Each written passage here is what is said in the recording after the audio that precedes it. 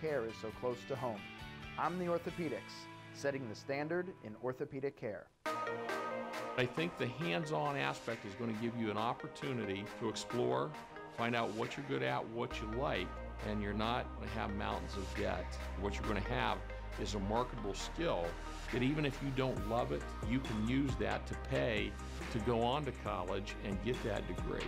And we've got a number of students that do that. They're very mature. I think we're a great hands-on exploration base.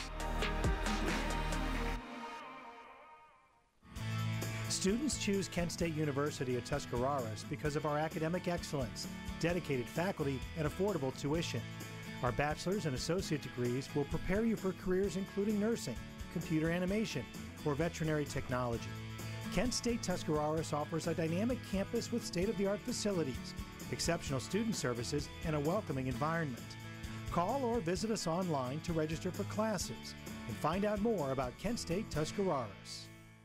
Grace Lutheran Church is located on the square in downtown Dover. Worship services on Sunday mornings are at 8 and 10:30, with Sunday school for all ages at 9:15. Reverend Donald Rice Jr. is senior pastor. Grace Lutheran is knowing Jesus through a variety of Bible studies and other learning opportunities. Grace Lutheran is showing Jesus through its grocery bag ministry and other outreach programs. Join us in knowing Jesus and showing Jesus at Grace Lutheran Church in downtown Dover. All are welcome.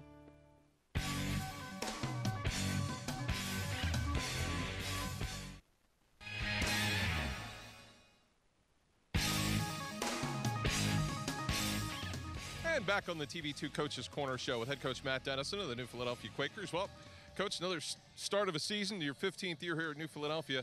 I know you've got to be excited about this year's chances. Oh, you know, we've got a lot of good athletes. We got a lot of speed on the field, and, you know, we got enough back from a really good team last year to really, you know, make us dangerous. And I like what we've done in the offseason. I love what we did in two-a-days, so we're real excited for tonight.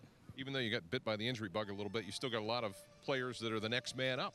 Oh, absolutely, and we've got a lot of good young athletes that have stepped up, and we're, we've had a couple guys get injured, but they were injured early enough where we got some guys with a lot of playing time. They played last week under their belt, so you know, I think those guys are ready to go, and they want to show something. Now, what about the Mustangs? Obviously, they're a non-conference foe now, but yet you've scouted them in the past, so I'm sure you have an idea what they're going to do tonight. Yeah, you know, we played them. We play them every year, and you know, they're a non-conference game now, but it's a rivalry game, and rivalry games are always fun. You get to play a team from our area, and that's exciting. We don't get to do that a whole lot in our non-league, so that excites us a lot. And you know, they're a good team. They got a lot back from last year. You know, and theirs is a senior class that they've really been waiting for. They think they're going to be they're loaded this year. What are a couple of the things that you hope to get out of the first game of the season? Well, I think we just need to we need to be disciplined. We need to you know, stay within ourselves. You gotta play good disciplined football that first week, and you want to see your kids go out and perform that way.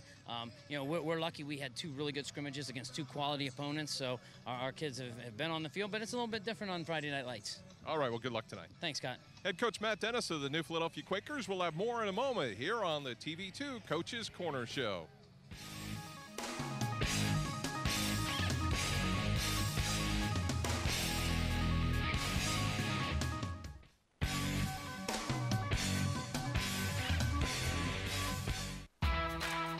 We do mufflers, we do tires. Want the best pricing in town? Come see Alan at Allen's Mufflers and Tires, located at 238 Trenton Avenue in Uricksville. Or give them a call today at 740-922-3010.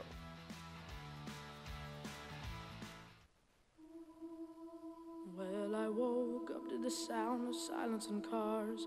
We're cutting like knives in a fist fight. And I found you with a tear in your eye, your head in the curtains and heart like the 4th of July. You swore and said, we are not shining stars. This I know. I never said we are. If you're lost and alone, or you're sinking like a stone, carry on. May your past be the sound of your feet upon the ground. Carry on. Carry on, carry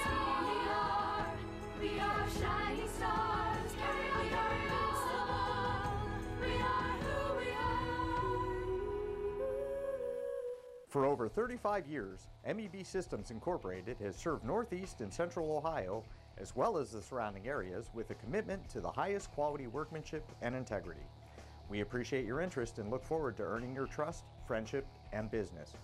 MEB Systems has the experience and expertise to get the job done right the first time. Our experienced and trained professionals use only the finest tools and materials to install and repair flat and metal roofs. We guarantee our work and always strive to exceed our customers' expectations. MEB Systems Incorporated, specializing in commercial and industrial roofing. Are you recovering from orthopedic surgery, experiencing low back pain, or pain resulting from an injury? If so, choose Trinity Hospital Twin Cities Rehab Center. Their experienced team of physical therapists provide personalized care to help you return to normal activities as soon as possible. Choose the Trinity Hospital Twin City Rehab Center at Denison. Call 740-922-6675 for more information.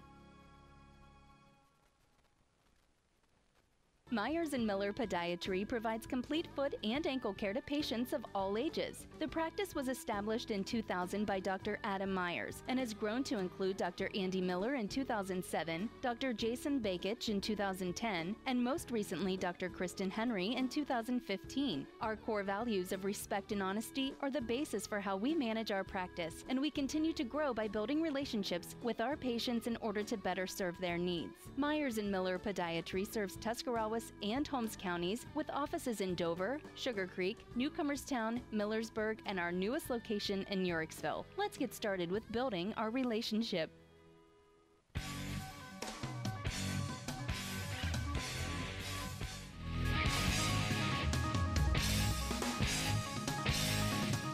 Back on the TV2 Coach's Corner Show with head coach Tom Lasecki of the Claymont Mustangs. And coach, first game of the season, you've been at this a long time. I bet you still got some butterflies. Well, this is a big one. More than just butterflies this week. When you open up with New Philly, you know, it's Tuscarawas County football right here at its finest. And so it's a big one for both of us. You know, you've waited a long time. This seems to be a very good class that you've got coming up this year. You got to be excited about the prospect. It is. It's a class we've been waiting for. It's a class that we've started for 3 years now, and we look for big things out of these guys. What about tonight against New Philadelphia? What has to go right for the Mustangs? Well, first off, we have to score. We haven't scored in a while against them, so if we can get an early score out there, that would be huge for our offense, and not give up the score early in the game. It would be big for our defense. How have the kids been in, you know, early practices and scrimmages? Are you pleased with what you've seen? We have. We really controlled everything in the scrimmages, so tonight we let Xavier Grant run, and we didn't let him run yet in the scrimmages, so tonight we let him loose. All right, well, good luck tonight. Thank you very much. Head coach Tom Lasecki of the Claymont Mustangs, and we'll be back with more pregame in a moment. That's been the TV2 Coach's Corner Show.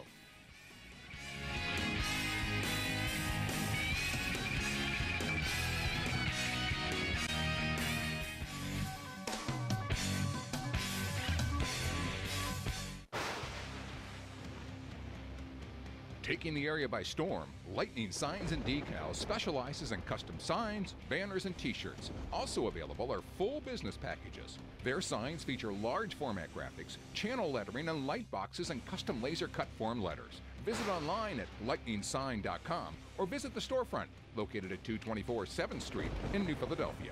Lightning Signs and Decals. We're taking the area by storm. Contact us, 330-440-3129.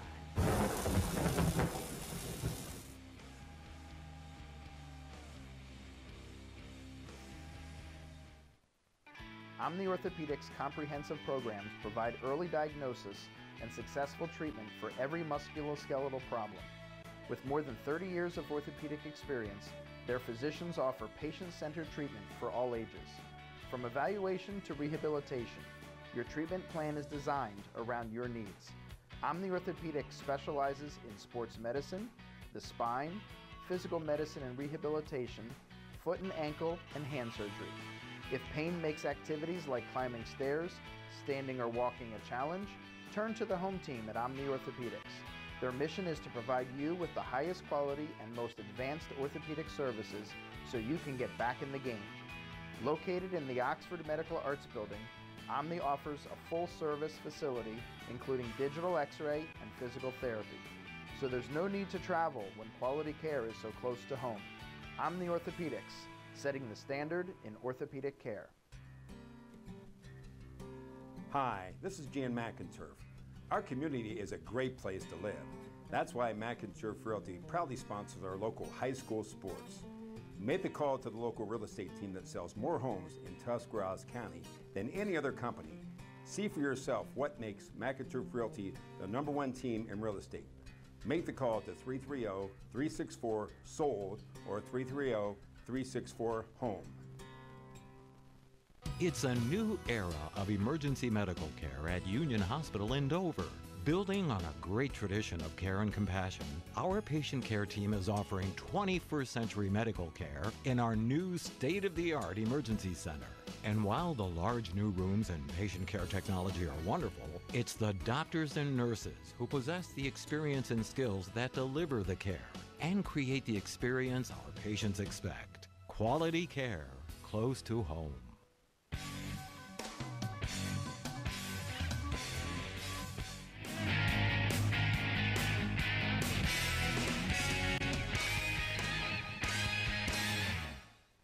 Welcome back to Woody Hayes Quaker Stadium in New Philadelphia as we are in our pregame show, awaiting the kickoff for Week 1 here at New Philadelphia High School. We had a game on Thursday night as Dover defeated Cleveland JFK 45-0. As we look at our contest here tonight, let's take a look at our keys to the game. And with me, as always, Chuck Rest to join us this evening. And Chuck, you know what? It's a rivalry game, game 1 of the new season. It should be an interesting matchup. Well, it is, Scott. You know, every time you have Week 1, coaches are going in kind of with their hands up in the air saying, what are we going to get? But when you start out with a rival this way, you still got to be at your best. And I think looking at Claymont, they've got high expectations this year. And I think on the other side with New Philly coming off the season they had last year and the kids they've got back this year, I think they're looking to do big things also. So those are a look at some of our keys to the game as we move on to our injury report, brought to you by Omni Orthopedics. If you've been sidelined with an injury, get back into the game with the home team at Omni Orthopedics. With more than 30 years of orthopedic experience, their physicians offer patient-centered treatment for all ages. They're conveniently located in the Oxford Medical Building in Dover or online at omniortho.com. They love what they do, and it shows. A couple of key injuries for the New Philadelphia Quakers. Cam Alberts, who has played quarterback and also in the defensive side of the football, he is out for tonight. And L.J. Lowry with a shoulder problem is out as well for New Philadelphia tonight. So that is the injury report brought to you by Omni Orthopedics. If you've been sidelined with an injury, get back into the game with the home team at Omni Orthopedics. With more than 30 years of orthopedic experience, their physicians offer patient-centered treatment for all ages. They're conveniently located in the Oxford Medical Building in Dover or online at omniortho.com. They love what they do, and it shows. The Marching Quaker Band on the field, and that will lead us into the national anthem brought to you by the Buckeye Career Center. If you're an adult looking for a new career or a high school student looking for ideas on how to start yours, check out Buckeye Career Center as they're in the business preparing you for the fastest growing segment of today's job markets. Visit Buckeye Career Center at 545 University Drive Northeast in New Philadelphia or online at www.buckeyecareercenter.org. Down to the field.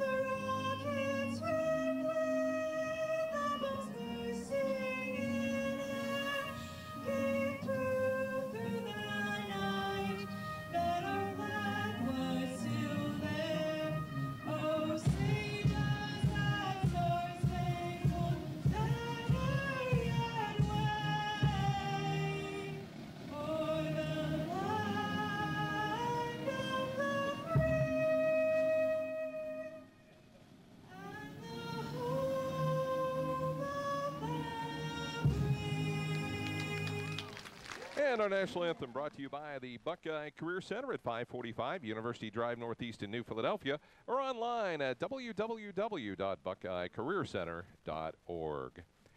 Our starting lineups tonight brought to you by Union Hospital. They offer many beneficial programs to the community, including its very own wound healing center that treats nagging wounds that interrupt your daily life.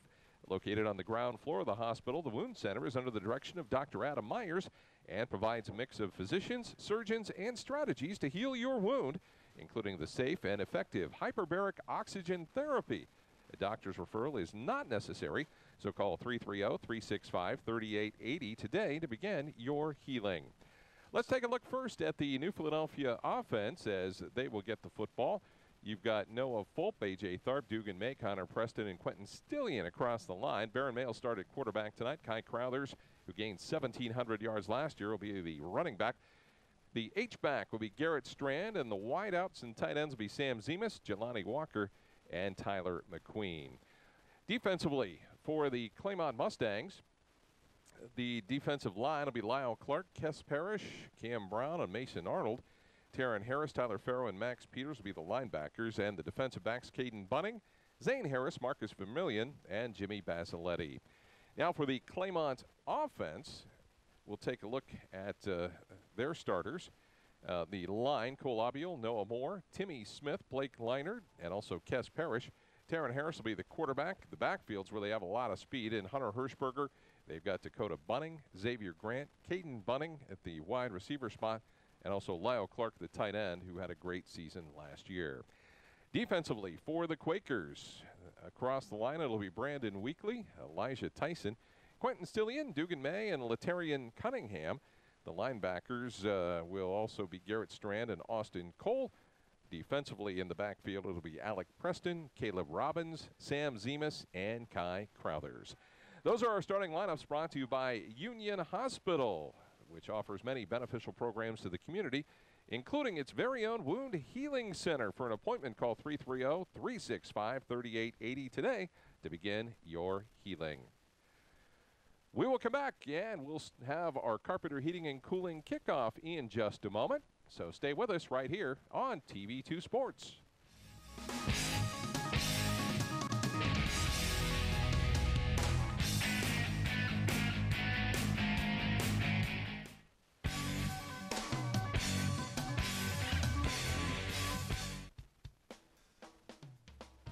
Carpenter Heating and Cooling has been keeping your home comfortable for over 30 years. Every installation includes heating and cooling load analysis, along with a follow-up visit to ensure your satisfaction.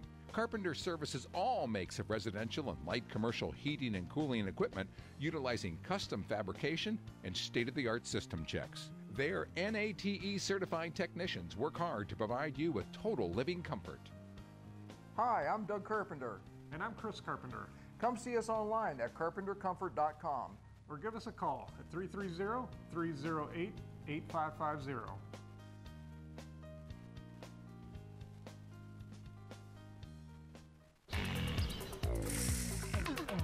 How could I possibly be expected to go without Domino's on a day like this?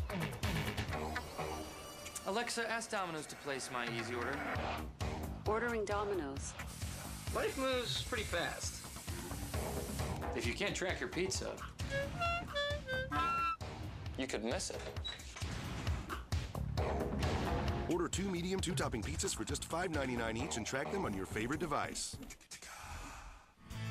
Students choose Kent State University at Tuscarawas because of our academic excellence, dedicated faculty, and affordable tuition. Our bachelor's and associate degrees will prepare you for careers including nursing, computer animation, or veterinary technology. Kent State Tuscarawas offers a dynamic campus with state-of-the-art facilities, exceptional student services, and a welcoming environment. Call or visit us online to register for classes and find out more about Kent State Tuscarawas. Just wanting to be a police officer, I knew this was a great start, and it turned out to be a fantastic one. Just be able to actually see what you're doing, what you're working on, and understand how you can take one thing and turn it into something else. We got to creatively use skills and academics and see how we can place them into our fields. It's pretty much I had the key to open the door, and that was from Buckeye. Myers and Miller Podiatry provides complete foot and ankle care to patients of all ages. The practice was established in 2000 by Dr. Adam Myers and has grown to include Dr. Andy Miller in 2007, Dr. Jason Bakich in 2010, and most recently Dr. Kristen Henry in 2015. Our core values of respect and honesty are the basis for how we manage our practice, and we continue to grow by building relationships with our patients in order to better serve their needs. Myers and Miller Podiatry serves Tuscarawas and Holmes counties with offices in Dover, Sugar Creek, Newcomerstown, Millersburg, and our newest location in Uricksville. Let's get started with building our relationship.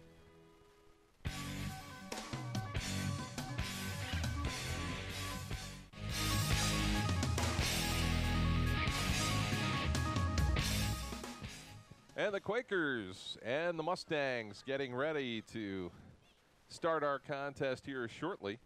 And Chuck, as we look at the Quakers, they got 17 lettermen back. Last year they were 10-3, regional finalists. They had a heck of a year.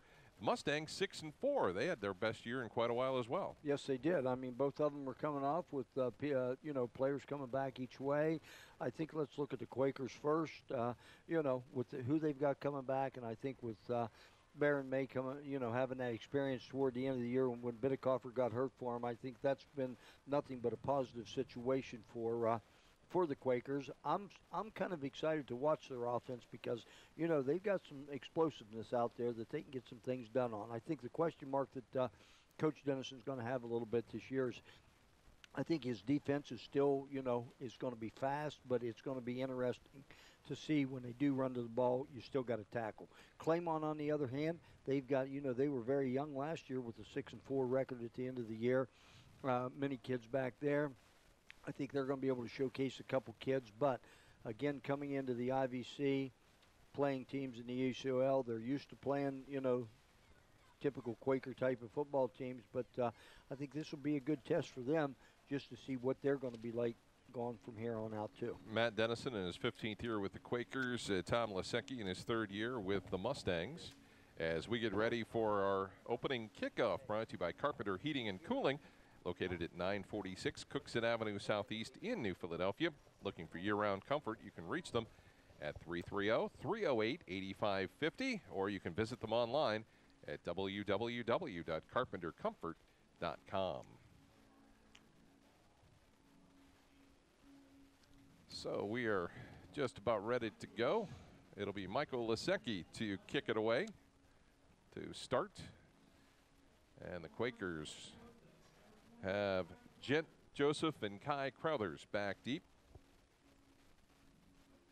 standing around their own 20-yard line here. As the left footer will get ready to tow it to start our game. And Crowthers is going to take it over his own 17-yard line to the 25 and out to the 28-yard line where the Mustangs make the quick tackle. And that stop made there by Chandler Peters, number 50. Well, good starting field position here for the Quakers. I would think, like I said, they've got some weapons on the outside, but their big weapon is right in the backfield.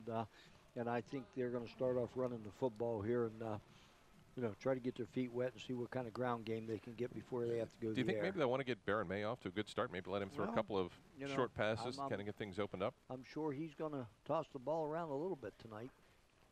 So May, the handoff, as you expected, goes to Crowthers, and not much there to the 30, maybe the 31-yard line. A gain of a couple. I think, I'm sorry, Scott, I think the key to Claymont's going to be, defensively where, they just can't let the Quakers, just pound them down the field because that's going to be tough on them. 2nd down and 7. The good thing for the Quakers is they've got a lot of experience along the line. I believe 3 of their starters along the offensive line returned from last year. So it'll be 2nd down and 7 from the 31-yard line. And it's Baron May around the end, almost out to the 35-yard line. I know, talking to Coach Dennison a little bit before the game tonight, he's really high on Barron because he feels that he throws the ball as well as Bittercoffer did last year, but he thinks he's a little bit better of a runner and a little more elusive runner than Bittercoffer was. So it's going to be very exciting to see number 2 when he does have the ball in his hands. It'll be 3rd down and 4, just underway here in the first quarter.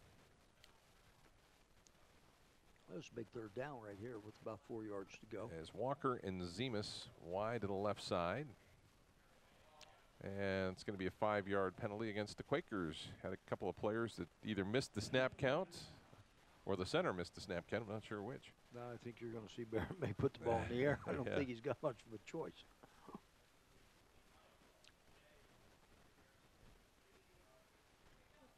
Those things happen this time of the year, though. I mean, it's first game jitters and everything else. Yep, and I think that's a key to you know, if you want to see success from a ball team is, you know, how many penalties do you have in your first game? 3rd down and 9. May out of the shotgun. And down the middle of the field at Zemus. He's got it at the 40, the 35, loses the football. The Mustangs pick it up. And the Mustangs will have the football on the drop. So pretty exciting stuff as Caden Bunning recovered the fumble for the Mustangs. And Claymont will get it back here on the J&G Grill replay. He makes a heck of a catch right there and's got it all and even got the ball in the outside hand, but he never really had a handle on it. And, you know, the Mustangs did a great job there picking it up, but I guess if you look at it, wasn't any worse than a punt for him if they'd had to punt the football. So, you know, good field position for the Mustangs to start out with, but, you know, not a bad play for the Quakers. So the Mustangs will have it. 1st down and 10. Taryn Harris will be the quarterback. You got a personal foul here, it looks like, on the Mustangs, so that's going to ship him back a few yards. So that will take him back to the 12-yard line.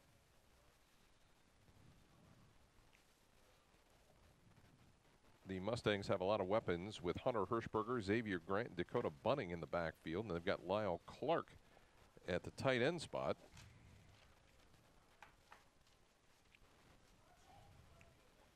First down and 10. Harris looks across the middle, has got a man there, and it's dropped by Lyle Clark at the 25-yard line. Well, it looks like Claymont's coming out in a little bit of a wing T action right there with two wings and one running back, and went to the pass right off the bat, and he was wide open, so catch the football would have been a 1st down for him. Lyle Clark, a two-way standout for the Mustangs. 2nd down and 10. So when you get behind schedule, you suddenly think, oh, might have to pass here on 2nd down. Hunter Hirschberger in the backfield along with Harris. A lot of activity in that backfield. Xavier Grant to the outside, and he is going to get tossed out of bounds very quickly.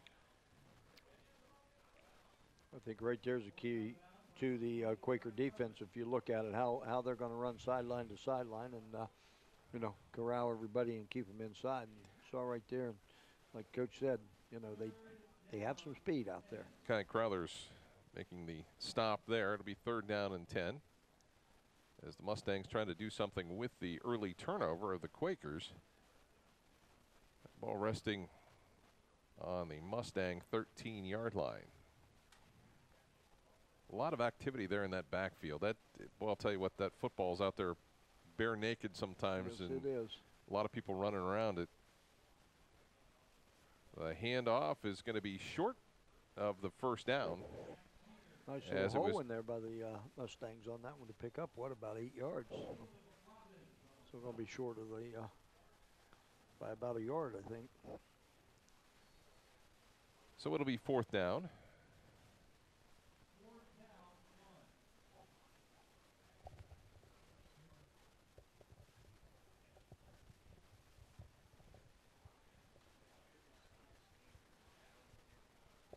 So the Mustangs ready to punt.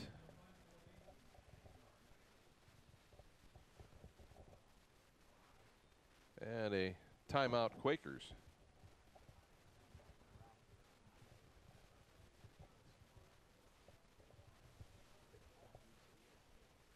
So it looks like Blake Leinard, the punter for the Mustangs, was ready to go. Quakers saw something they didn't like. Well, you know, it wouldn't surprise you, too, a little bit, because I do think, and I don't think it'll happen this early, because, you know, the Mustangs looked at him and said, hey, we held them. in check. But you never know what coaches do in week one and what kind of special things they have up their sleeve. So there we get it. Lightning Signs Decals Fan Cam. Get a good look at the Quaker cheerleaders there on the sideline.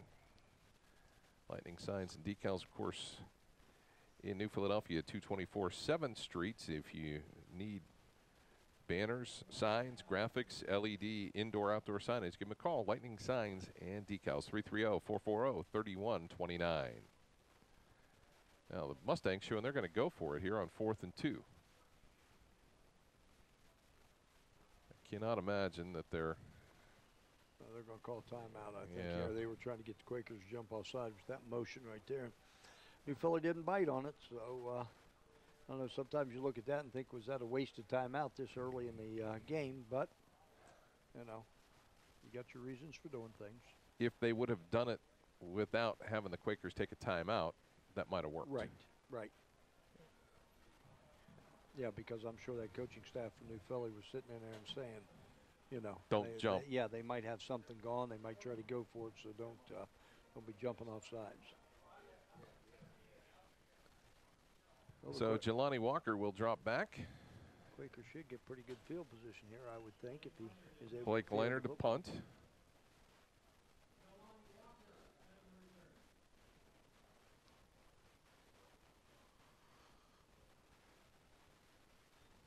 Good snap. And it looked like it was nearly blocked. It hit a Mustang player, then it hit a Quaker player, and I think the Mustangs might have got it back. Well, first of all, I would have thought if it was hit the Claymont player, it would have been illegal touching right there. So I would think the Quakers will have the football. Okay, well then that apparently will be the call. But wow, you saw the Claymont and I saw the New Philly, but I'm going to go with the Claymont touching first, and that'll give them the ball. Yeah. Now they. So they're giving it to the Mustangs. Giving it to the Mustangs. So we missed it there. I thought the Quakers. I thought they it bounced off of one of the Quakers there. It did bounce off of a Quaker. I didn't see the Mustang hit it first, so that's why I just wondered.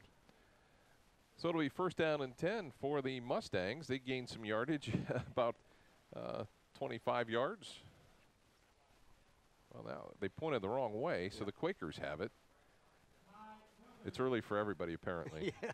Well, like I said, as soon as you saw it said they give the 1st down signal for the Mustangs. Wow, okay. Yeah. So the gain of 5, it'll be 2nd down and 5 for the Quakers. So we were both right and wrong all at once.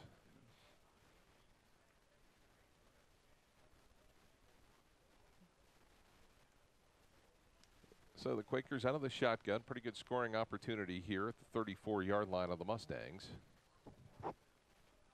And now we have probably a sideline infraction. We know that's critical here on first quarter. Yeah, you want to get out there and get close to those players and talk to them to make sure they hear what you're saying to them. And that is a rule change that's happened here a couple, 3 years ago. That's why most fields have this big white line and a box around it now. That nobody pays any attention to. Right? That all the coaches forget about. Yeah. And speaking of that, look how great the field looks. Brand new turf here at Woody Hayes Quaker Stadium. Great NP out there in the middle. It just looks fantastic. Congratulations to all involved for getting the new turf installed. May looks to pass, rolling to his left. He's got some room to run. He's going to have to make a decision. Tucks it, runs, knocked out of bounds. So positive yardage inside the 30-yard line. Well, again, I think that's what Coach Dennison likes about him, about Baron May right there, that he'll take that ball clear of the line of scrimmage, getting ready to throw it, and if there's nothing there, he's going to tuck it and run. You can see right there, he's just almost to the line of scrimmage, and he ended up picking about, what was it, about 8 more yards up with the carry, which gave him the 1st down. So 1st down and 10 for the Quakers at the Mustang 28-yard line. The handoff to Crothers straight ahead to the 25-yard line as the tackle made there by Zane Harris. Pretty impressed right here with Claymont's interior people defensively. They're closing the holes pretty quick for him and just giving Crothers just a few yards. You remember last year, you'd see him take that ball and just break it away for 25 or 30. Gain of 3, second down and 7. Ball at the 25-yard line. They'll stay in this I formation. May is going to take it himself, kind of the option read there. And not much there to the 24-yard line.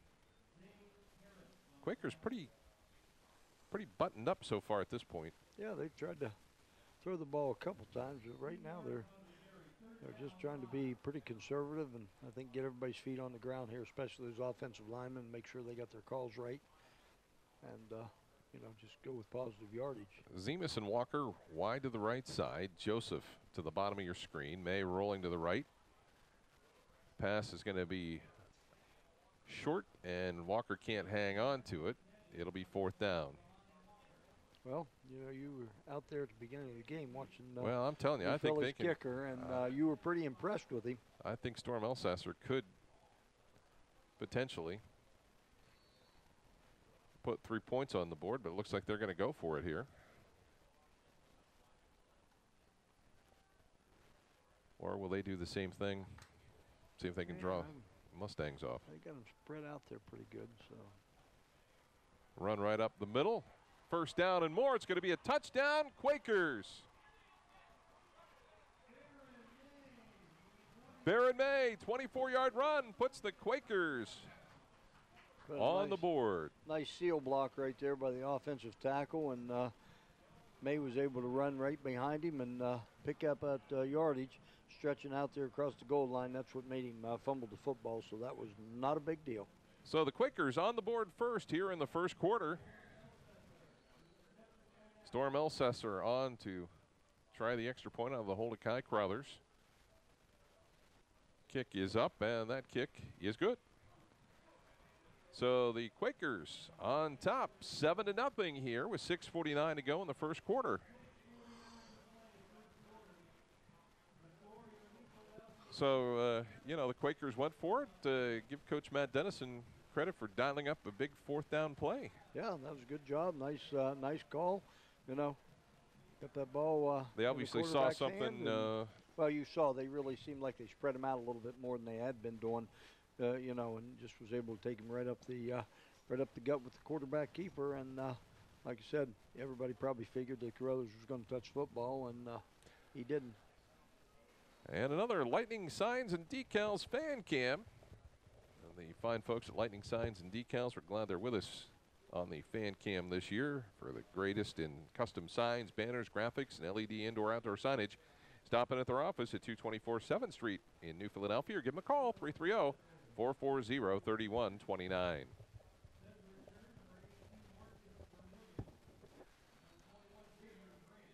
Marcus Vermillion and Xavier Grant back deep for the Mustangs. And a nice kick that Grant will have back at his own 2-yard line. Out to the 15. Gets by 1 or 2 defenders and then stopped at the 16-yard line.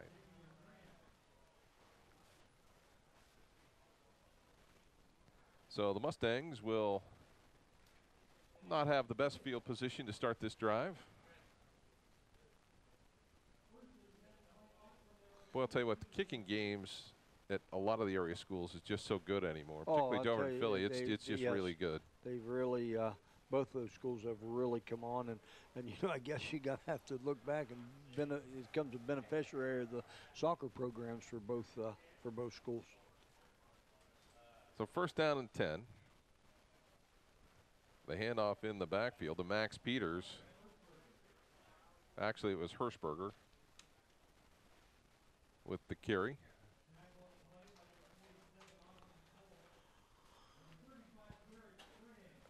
The Quakers getting some good linebacker play as the tackle there by Austin Cole. It'll be second down and 10 from the 17.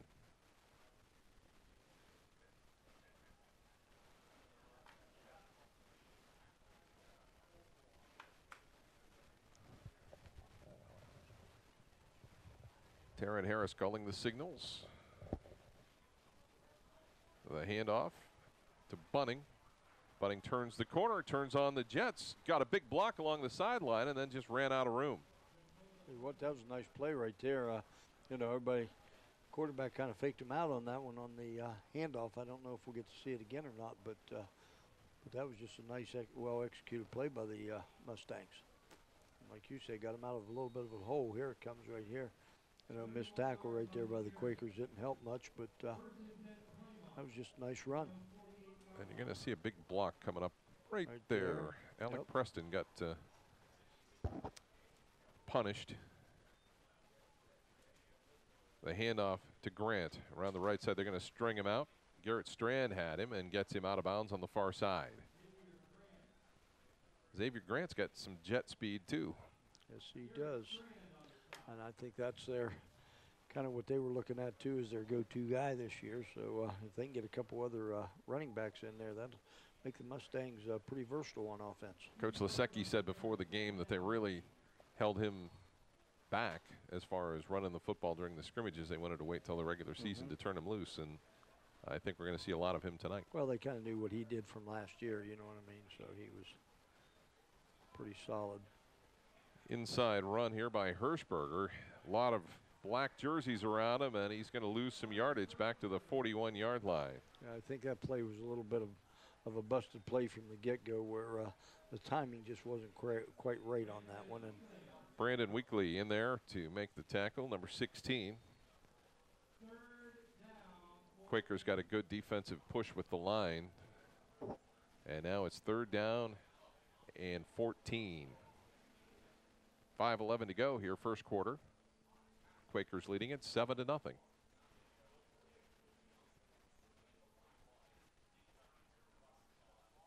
And there's going to be a 5-yarder against the Mustangs to back them up even further to make it 3rd and 19.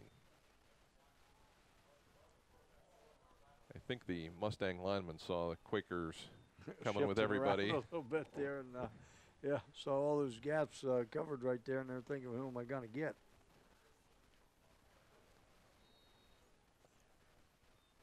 So 3rd down and 19.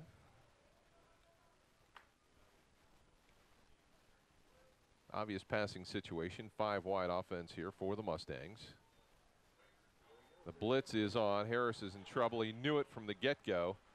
Great blitz by Austin Cole. He saw him coming from his right side and just took a seat. Yeah, once he looked get another look at it. Once he looked over his back shoulder right there, he knew he was going to have to start running for his life. So probably a pretty good move right there, and put the Mustangs in a punting situation. So Jelani Walker will drop back. Blake Leinard will punt it for the Mustangs. Again, should be decent field position again for the Quakers if Jelani can be able to handle this one. Mustangs in no rush here, as the play clock down to 4, 3.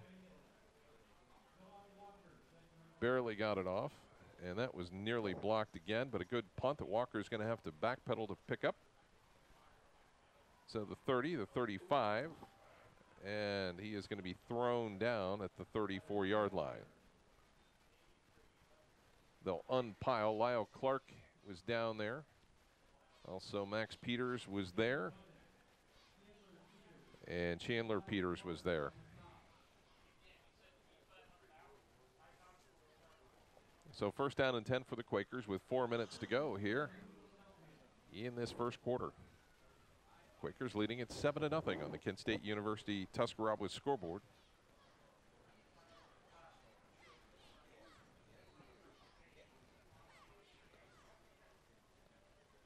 So Baron May doing a good job here so far. He's got the only score, 24-yard run on 4th down in their last series. May is going to take it again. Down the middle of the field, he's got some more running room. It's a foot race to the 20, the 10, the 5, touchdown, 65-yard run. Well, that's pretty quick right there on that play, and I'm sure we'll see it. Here you go, great fake by him, and he just took it around almost like a little bit of a bootleg and cut it right up in and spread him out. And I think the Quakers have found something in the Claymont defense right now that they're just going to take advantage of, where they can spread them out. And Claymont takes the safety out of the middle of the field a little bit, and Katie barred the door on the run on that one. Elsesser on to try the extra point. Kick is up, and the kick is good. So that makes it 14-0. New Philadelphia up here in the first quarter with 3:50 to go. So New Philly, by my account here, Barron May has about almost 90 yards rushing in the first quarter. According to our statistician, Jay Yonders, who switched roles with you tonight, Chuck, because he's a good guy. Yes, he is. He just loves this game of football. And he knows you aren't good at math. When he can be inside and knows that right now, not bad, but boy, in October, he's loving the inside. But Jay does a great job on those stats, I'll tell you. You shined that apple. Wow. Oh, buddy. I got to. You know, we can't lose him. Yeah. that makes me really earn my money if we lose him.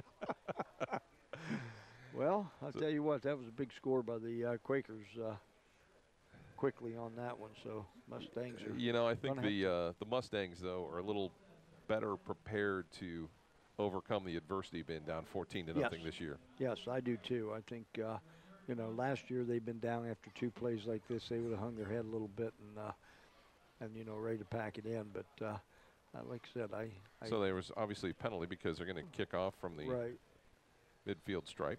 But yeah, I mean, offensively, what we've seen out of the Mustangs, you know, they're able to move the ball a little bit. Ian, what is the point of kicking it through the end zone when you're kicking off from the other 45-yard line? I guess you can look at it 2 different ways, you know, because you never know what your kickers are going to do, or, you know, but I know you have to kick off, but there again, you know, what do you try to do? Kick it down to the, you know, squib it down to the 1-yard line or something, but then you get a chance at, you know what, somebody breaks one and then you're holding your head on the other side. So it'd be nice to be able to look at him and say, hey, my kicker can kick it in the end zone. Let's just give it to him on the 20. So first down and 10 for the Mustangs at their own 20-yard line. Harris drops back, gets it to Grant, and he is gang tackled at about the 24-yard line. Alec Preston is in there. Austin Cole is there. Garrett Strand was there.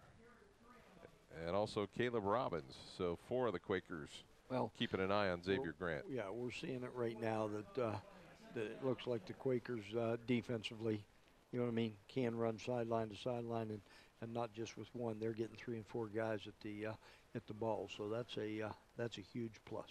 Yeah, the foot speed for the Quakers is something that's been noted by everybody that's seen them play so far this year. And Hirschberger stacked up pretty much at the line of scrimmage, maybe a gain of 1. You know, we're getting to a situation where Claymont's going to need to pick up a couple 3 first downs. They can't go, you know, they just can't go 3 and out and then give the Quakers the ball back, because I think Coach Dennison's maybe got their number a little bit offensively. So 3rd down and 5. 2:33 to go here in the first quarter. Mustangs changing personnel. A little bit of a fire drill from the sidelines, and now you just wonder if they're going to be able to get this play off and everybody know what they're going to do. They may have to take a timeout right here if they can't get her. Yep, they're going to have to take a penalty or a timeout, 1 of the 2. Yeah, that. I don't know what type of play they were trying to run there, but nobody seemed to know what the call was. They were a little confused on that one. Sometimes you just have too many plays. You know what I'm saying? I mean, now you have to wonder. They've taken 2 of their 3 timeouts in the first quarter with 2:05 to go. And that's what I mentioned when they took their first time out. You know, why do you want to do that? Because now you're down to, you know, you're down 14. And right here's another fan cam for you. You can't wait at home for those. The Lightning Signs and Decals fan cam. They specialize in custom signs, banners, graphics, and LED indoor-outdoor signage. They're at 224 7th Street in New Philadelphia. Give them a call, 330-440-3129. You just might be sitting at home and seeing You somebody might see you know. Huh? You'll know whether they told you the truth about going to the game or not. That's why they do those fan cams on the kids all the time. Yeah, you know, they get that down there and make sure moms and dads want to know they're here. Exactly. Going to the Thanks game to our good tonight. friends at Lightning Signs and Decals for being our fan cam sponsor this season. 3rd down and 5.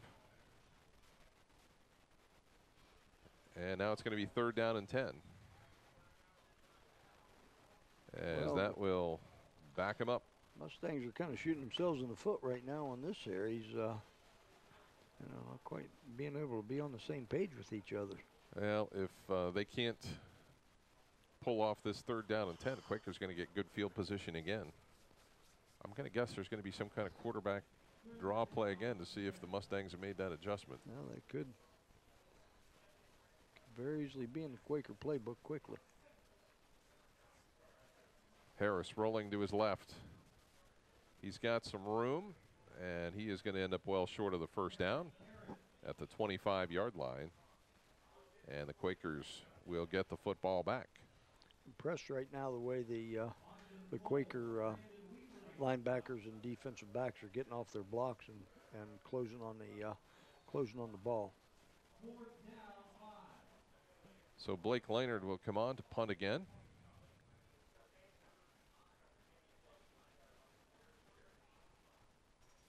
With 1:33 to go here in the 1st quarter. 14-0, New Philadelphia leading Claymont. Scott Robinson, Chuck Rest, and Jay Yonders with you. Well, they're going to go back 5 more yards because they just have an illegal substitution on that play. So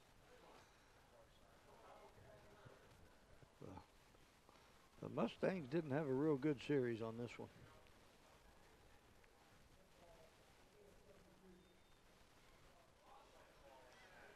So that'll be another 5 yards. We'll back him up.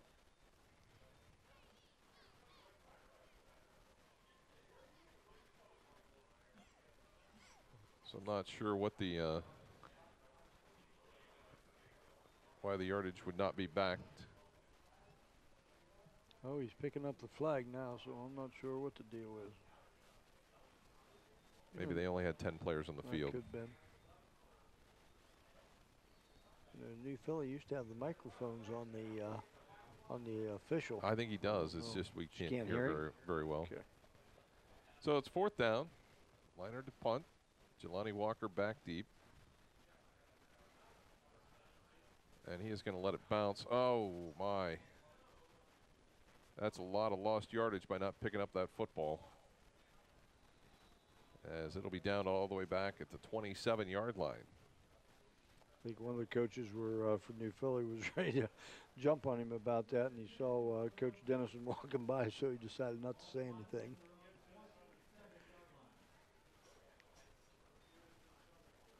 So it'll be 1st and 10 for the Quakers at the 27-yard line.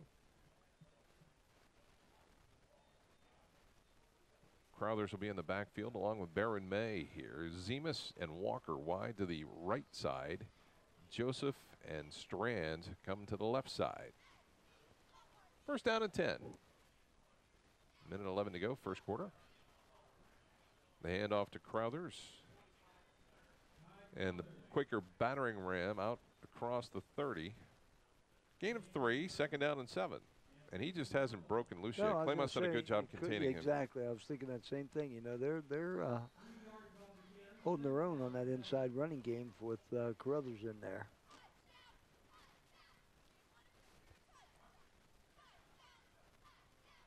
So it'll be 2nd down and 7. Again, the handoff.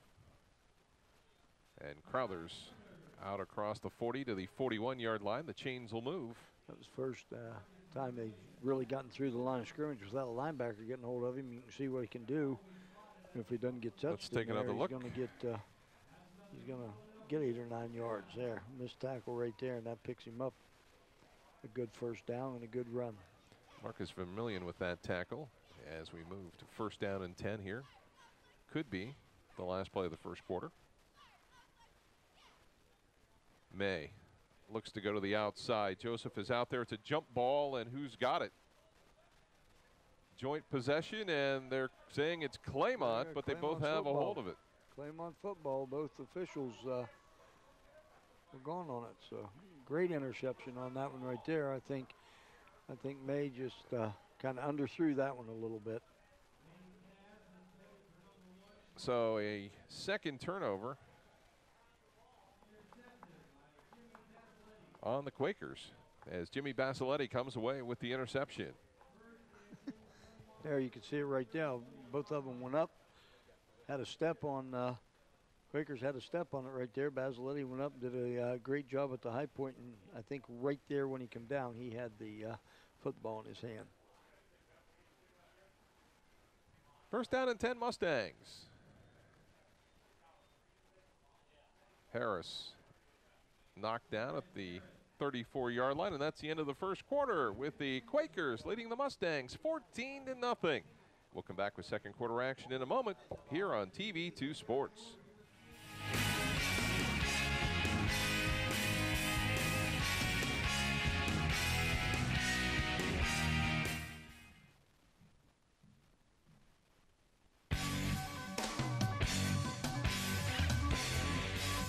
For over 35 years, MEB Systems Incorporated has served Northeast and Central Ohio, as well as the surrounding areas, with a commitment to the highest quality workmanship and integrity. We appreciate your interest and look forward to earning your trust, friendship, and business. MEB Systems has the experience and expertise to get the job done right the first time. Our experienced and trained professionals use only the finest tools and materials to install and repair flat and metal roofs. We guarantee our work and always strive to exceed our customers' expectations. MEB Systems Incorporated, specializing in commercial and industrial roofing.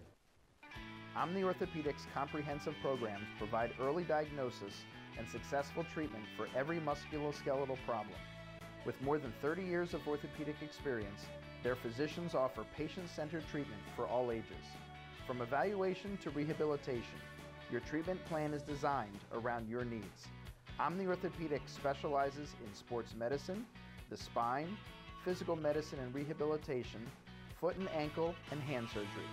If pain makes activities like climbing stairs, standing or walking a challenge, turn to the home team at Omni Orthopedics. Their mission is to provide you with the highest quality and most advanced orthopedic services so you can get back in the game. Located in the Oxford Medical Arts Building, Omni offers a full-service facility including digital x-ray and physical therapy. So there's no need to travel when quality care is so close to home. Omni Orthopedics, setting the standard in orthopedic care. It's a new era of emergency medical care at Union Hospital in Dover. Building on a great tradition of care and compassion, our patient care team is offering 21st century medical care in our new state-of-the-art emergency center. And while the large new rooms and patient care technology are wonderful, it's the doctors and nurses who possess the experience and skills that deliver the care and create the experience our patients expect. Quality care close to home. Hi, this is Jan McInturf. Our community is a great place to live. That's why McInturf Realty proudly sponsors our local high school sports. Make the call to the local real estate team that sells more homes in Tuscarawas County than any other company. See for yourself what makes McInturf Realty the #1 team in real estate. Make the call to 330-364-SOLD or 330-364-HOME.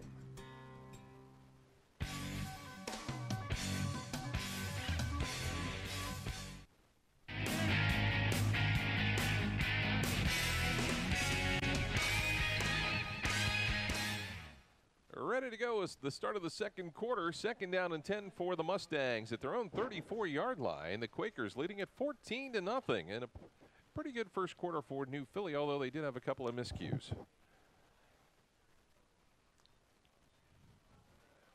The handoff to Bunting. He's reversing backwards, and Quakers finally chase him out as he had nowhere to go but out of bounds.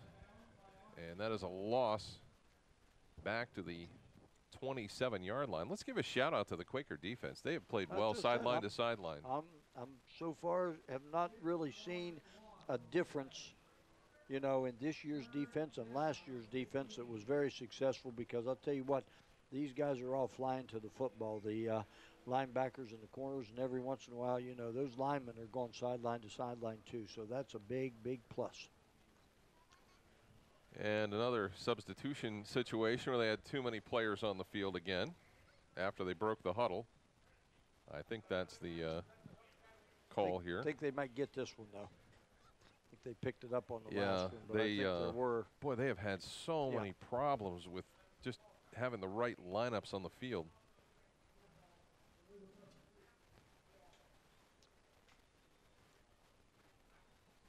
What was thought to be a promising start here for the Mustangs tonight is quickly turned the other way.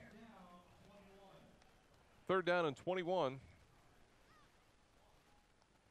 Mustangs would go with trips left. Quakers showing blitz. And another penalty flag down. This time the Quakers will give them 5 back.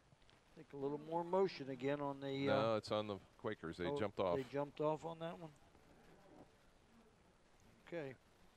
You say so. 5-yarder. So it will be 3rd down and 16. Don't think that's going to change the play call much for the Mustangs. Doesn't make it any more manageable, does it?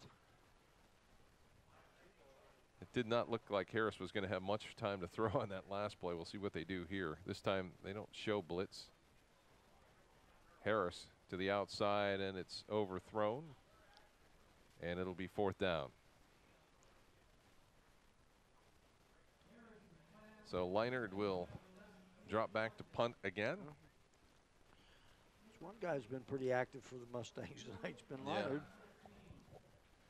Yeah, they really have not gotten untracked No, offensively. they Talking about all the weapons that they have, they just the Quakers have just done a good job at this point of containing them. Well, like I said, that wing tee that they run, you know, you got 4 or 5 options to do, but they just can't get one that's going to work for them right now, and they're trying, I think, everybody on it. So Jelani Walker standing back at his own 41. Leinard gets away, a nice little floater that will take a roll sideways and be down at the 42-yard line. So good field position here for the Quakers as they have another series, their first in the 2nd quarter.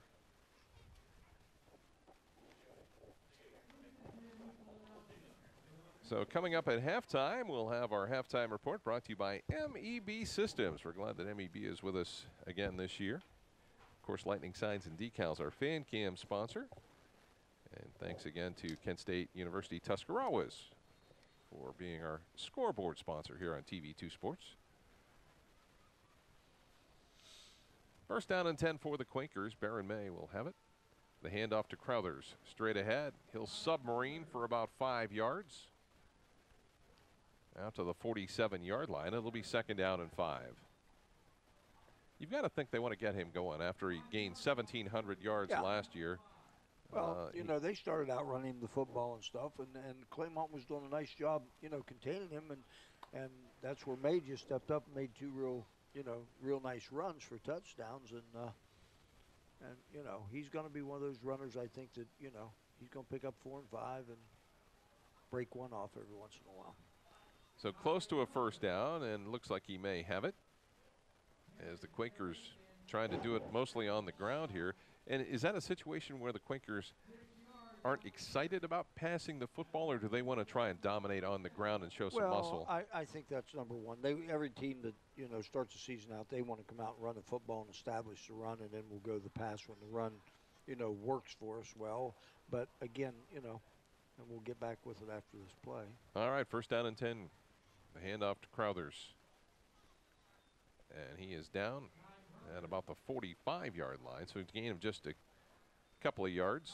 You know, you look at it too, and the Quakers do have a couple experienced receivers out there, and they do need some touches tonight. There's no question about it. Lowry being out is going to be a, you know, factor, which is going to give them another receiver back there. But again, I think you go into a football game on night one, say, you know what, if we can pound the football and we can win, why do we need to do all this other stuff? Don't want to show too much. Yeah, I mean. We'll have the Quakers week 2 against West Holmes. May has some room to run. He'll have the 1st down at the 35-yard line, but then he fumbled the football, and the Mustangs will have it. Well, you know, that's the thing about the Quakers right now, and you mentioned a little bit at the quarter break, you know, this could have been a 21, you know, 28 football game if it wasn't, You know what I mean? There you can see May right here makes a nice run, picks up a first down. As he goes down, he loses football.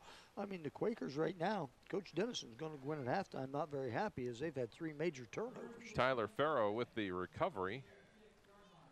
The Mustangs have had a lot of breaks. They just have not been able to do anything with them.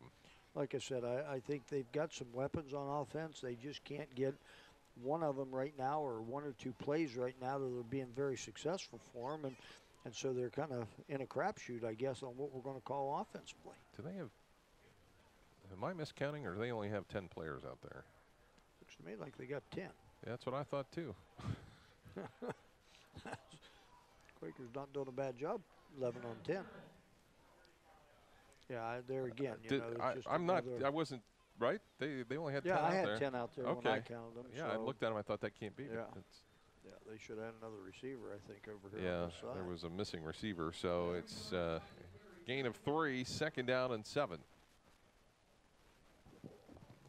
Can't penalize them for having too few. No, you can't.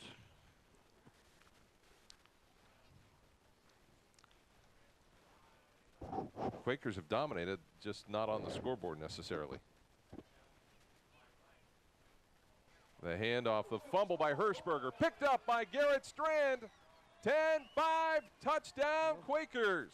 There you go. You get 3 and give up 1, but your 1's a touchdown where their 3 just got a turnover on it. Nice job right there. Nice hit. Rips the ball out right there. Strand picks it up on the bounce. That's that new turf right down there. Gets that ball up in the air for him and had a nice bounce on it and takes it in for 6. So Storm Elsesser on to try the extra point. That erases a lot of mistakes. Sure helps.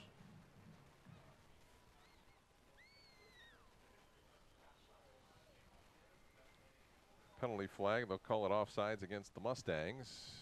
I believe the kick was good, but I believe they're going to have to redo it. Maybe they're going to say that was a dead ball kick, so that should have been declined since he already cut, going to have him kick it again. I don't think you get the option of declining that or not. Yeah. So we'll try it again. High snap, kick this time is up, and the kick this time is good. So Quakers a little fortunate there. And it's 21-0. New Philly leading it with 8:57 to go. There, but you know what? Defensively, they played pretty solid all night long so far. And, it's just one of those that they were able to capitalize on.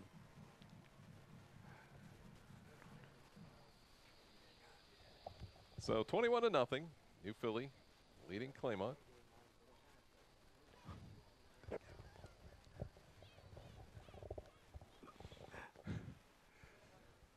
So the Quakers ready to kick it away.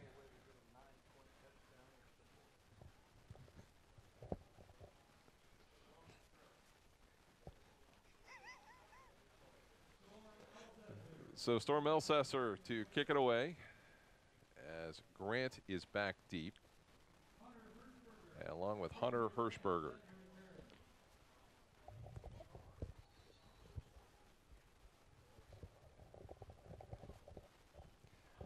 So the Quakers ready to go. Nice kick that one might get back into the end zone, and that should come out to the 20. Well, that's been his best kick of the evening right there. He got some leg into that one. That right there is a weapon for a high school football team if you can do that. Yeah, if you can make sure the other team only ever starts at the 20-yard line, that's pretty potent. That's good. Particularly when you have the athletes that Claymont has that have good speed and agility. That's what I said. Those guys can break one at any time, and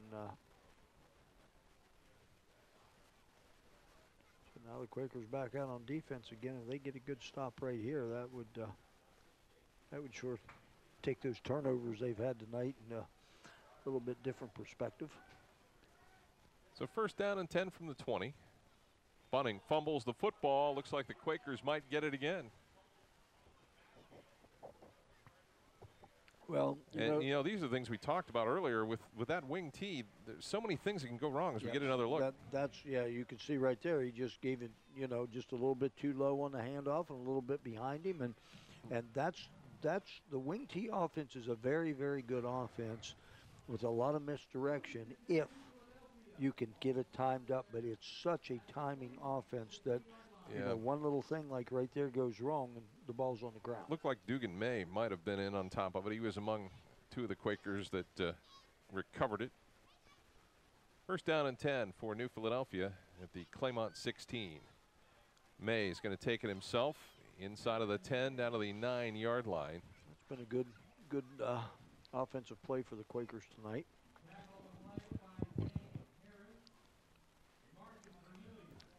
May will come to the sideline, get the play. It'll be second down and 3 from the 9-yard line. And the Quakers really have started to establish the run. Yeah.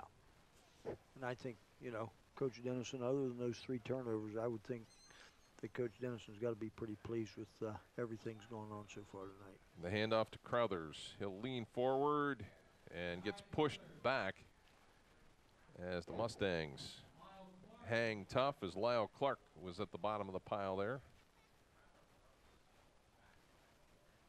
So no gain. It'll be third down and 3.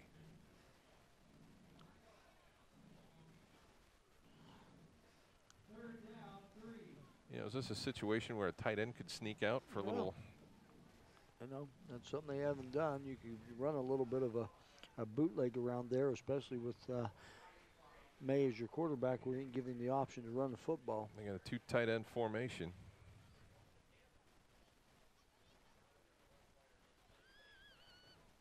The Mustangs, I think, still struggling to find 11 players on the field. Now they've got it handled, I think. 7:35 to go here in the first half. Coming up at halftime, we'll have our MEB Systems halftime report. Quakers faced with third down and 3. May is going to take it himself off the left tackle, in for the score from 9 yards out. Or forget about the bootlegger on that and just let him take it on a little bit of counter back the other way. As you can see it right now, they're faking the ball to Carruthers. Pull the guard and the tackle. Guard leads up in through and just got to get a helmet on a helmet, and May goes in untouched. Elsesser on again to try the extra point.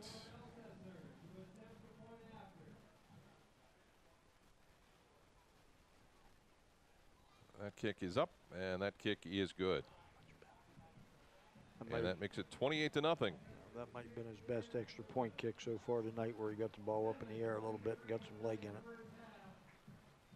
So the Quakers have taken a little of the suspense out of this one here in the first half.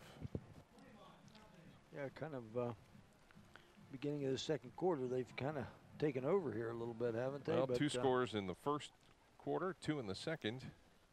The second quarter looked a little bit more dominating, I think, than the first quarter did with the Quakers. Well, I think the confidence is picking up for the Quakers a little bit. That's number one, and number 2 is, like you said a minute ago, Claymont's offense right now is just out of sync from every angle. Well, you look at the Quakers' 2 scores here in the second quarter, they both were related to turnovers by Claymont. So Storm Elsesser ready to kick it away again.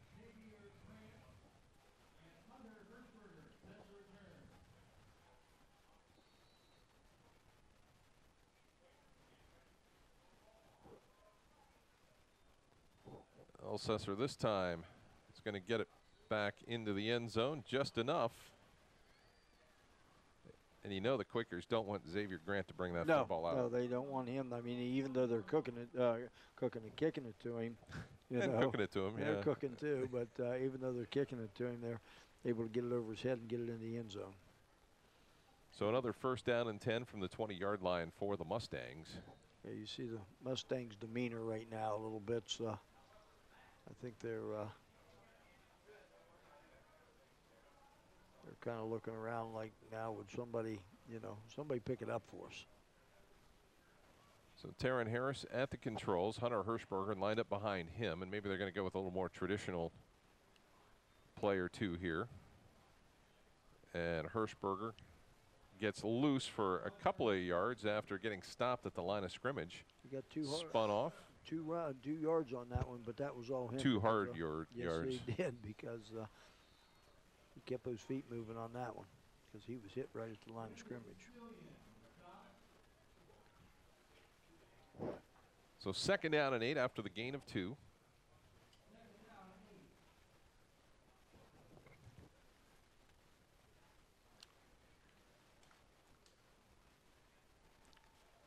Harris drops back under some pressure. Takes a seat on the far sideline. Actually, a nice job there by the Quakers to stretch that play out. He gained some positive yardage, though, for the Mustangs. Yes, he did. You can see right here they had him corralled on the inside, so he was able to take it outside and just pick up some good positive yardage on that one. And nice tackle right there by, I think that was Austin Cole. 3rd down and 2 for the Mustangs. Be a big first down pickup here if the Claymont can get it.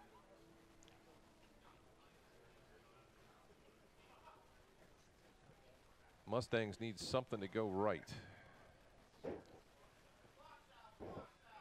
Penalty flag down and too much time. Well, the Quakers were showing blitz on that one, and the offensive linemen, you could see them talking to each other, so they weren't quite sure who was picking up what, and that cost them 5. That is a huge penalty. Yes, it is. 3rd down and 7 now instead of 3rd and 2. Yeah, 3rd and 2 for them would have been very manageable because, you know, they could have done, you know, 2 or 3 different options on that, but now you're back in the situation you almost have to throw the football. So we got 4 wideouts in the game. Trips to the left. Quakers will rotate 4 to cover 3. Harris forced to run. Dinks it out. And it is complete to Zane Harris, but not enough for the first down, and the Mustangs will punt it away again. And again, Quakers should get pretty decent field position here.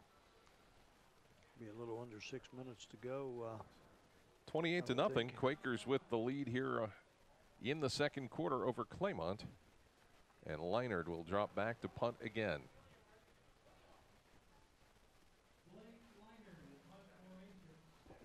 I'm not sure they're going to get this off again. The clock's running away. They got another delay game right there. I can't imagine that they aren't going to throw the flag again. They got her. He wasn't wanting to, but they got it. Yeah, he delayed about 3 seconds. Yeah, that was a 28-second one before. That was. I really don't want to throw that flag, but I got to throw it now. So it'll be 4th down, and Leinard to punt. The line of scrimmage is the 16-yard line. Jelani Walker back to receive the punt. And that kick is out of bounds on the Quakers sideline, and we'll see where they spot it, maybe out around the 45-ish. Makes it a whole lot easier if you can just mark it right on the 45. You are good, and especially from this angle you saw that. Tell you what, you still impress me. As long as I've worked with you, you're still impressive. What do you want? You know, nothing yet. Just my golf club. Yeah. So it'll be 1st down and 10 Quakers with 5:43 to go here in the first half of action. New Philadelphia has scored both offensively and defensively. Baron May has been the star of the show so far here in the first half. Yeah, he's done pretty well. May comes to the outside to Walker, and Walker will not get much yardage. Maybe a yard. It'll be 2nd down and 9. Mustangs Dakota Bunning comes up to make the stop. This will be one of those, you know, you got 5 minutes, no hurry, just be patient on offense, pick up first downs, and see if you can get a score without much time left on the clock. May lets it fly. He's got a man out there just waiting on it. Caught by the Quakers at the 10-5. Touchdown, Sam Zemus. Or go ahead and just throw one across the field and pick it up right now. Yep, Zemus made a nice catch on this one because he just sit there and waited on it. Claymont ran right in front of it. You can see right here the defender come across thinking the possibility of an interception, and nope. Zemus, that was a great catch by Zemus right there because he just watched it all the way in and was able to, you know, catch it and take it in because the Claymont defenders were all spread out now. So Elsesser on to try the extra point. And that kick is up. And the kick is good. So it is 35-0. The New Philadelphia Quakers leading the Claymont Mustangs.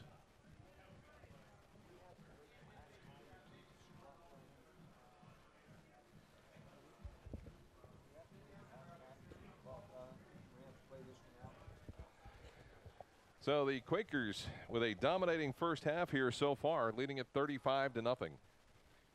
Well, I think, you know. I think we're all surprised a little bit. I do too, because I really thought, you know, I did think that the Quakers were going to be pretty decent. You know what I mean? I thought they had enough skill back, enough running game back, linemen back, offensively, defensively.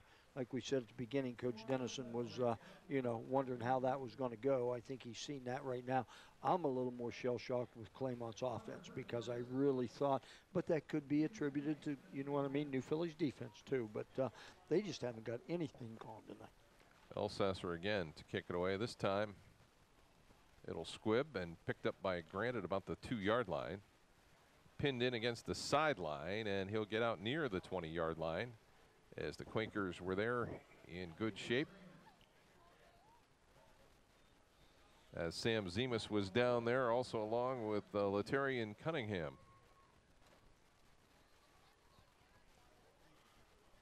Mustangs have pretty much been right around that 20-yard line where they've started every drive. They have. They haven't been a whole lot in Quaker territory. I'm not sure. They haven't crossed the 50 yet tonight, have they? I'm not. I believe on one of the turnovers, maybe. Okay. Yeah. Yeah, that could have been.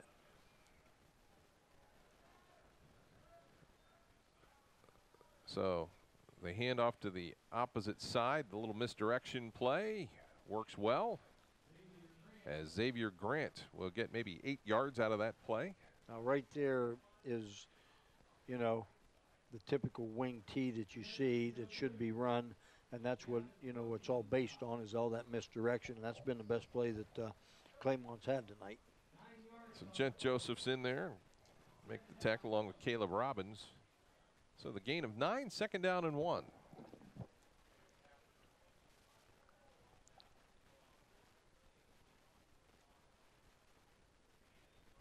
The handoff to Grant. Grant doubles back, and he is knocked down for a loss back to the 18-yard line. That's a loss of 11 on a 2nd down and 1 play. Well, you know, get 9 positive and 11 negative. Again, that's not real good. It's been a while since the Mustangs have had a first down.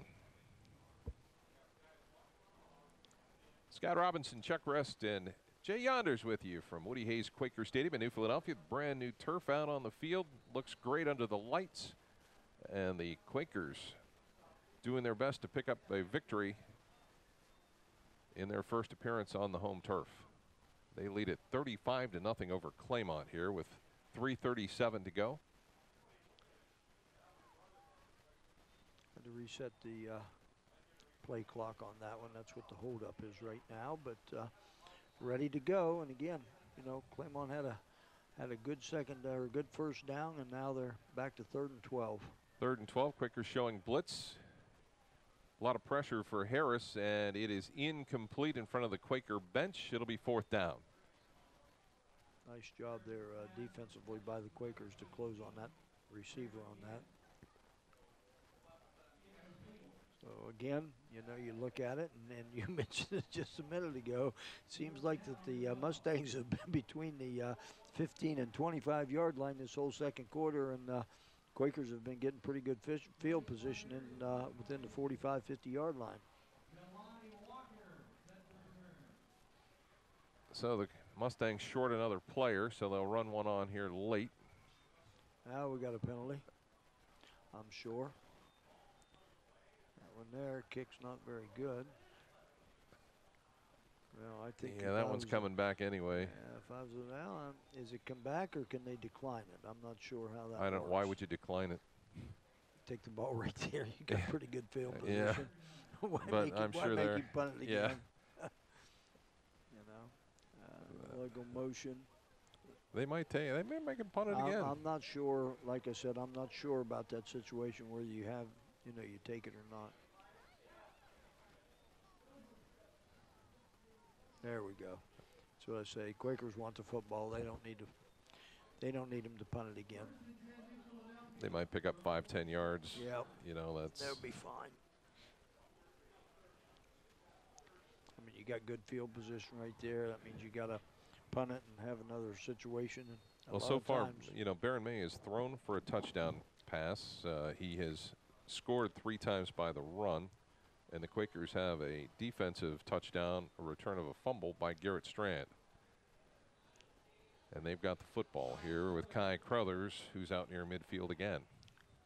Like I said, you're watching Carruthers run the football tonight, and, everybody's expecting, these big busts and big 50-yard plays he had last year and stuff. And I think right now, they're just looking at him, and every time, he touches the ball, he gets positive yardage on it. You look down, and he's getting 3 or 4 yards a crack.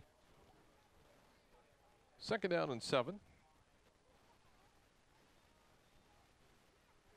As May out to Zemus. And Zemus couldn't quite hang on to it. But a pretty good throw into real tight coverage. That was a real good throw into tight coverage. And Zemus, I think, might have had his fingertips on that one, but just couldn't haul that one in. Claymont had him covered pretty good. And now this is about one of the worst 3rd downs that the Quakers have had at 3rd and 7.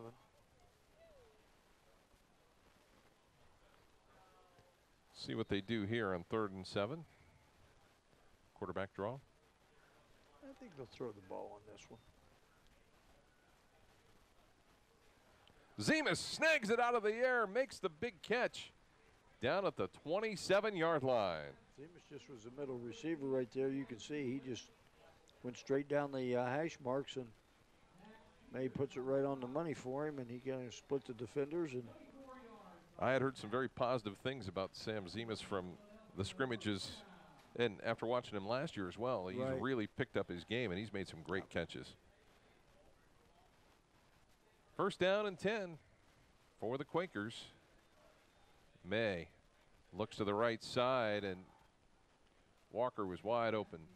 Walker wide open, but I don't think May threw it a little bit too far wide for him, and I don't think Walker was planning on getting the football on that one.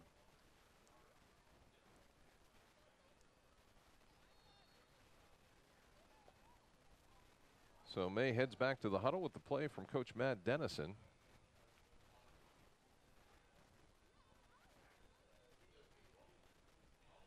And it's 2nd down and 10.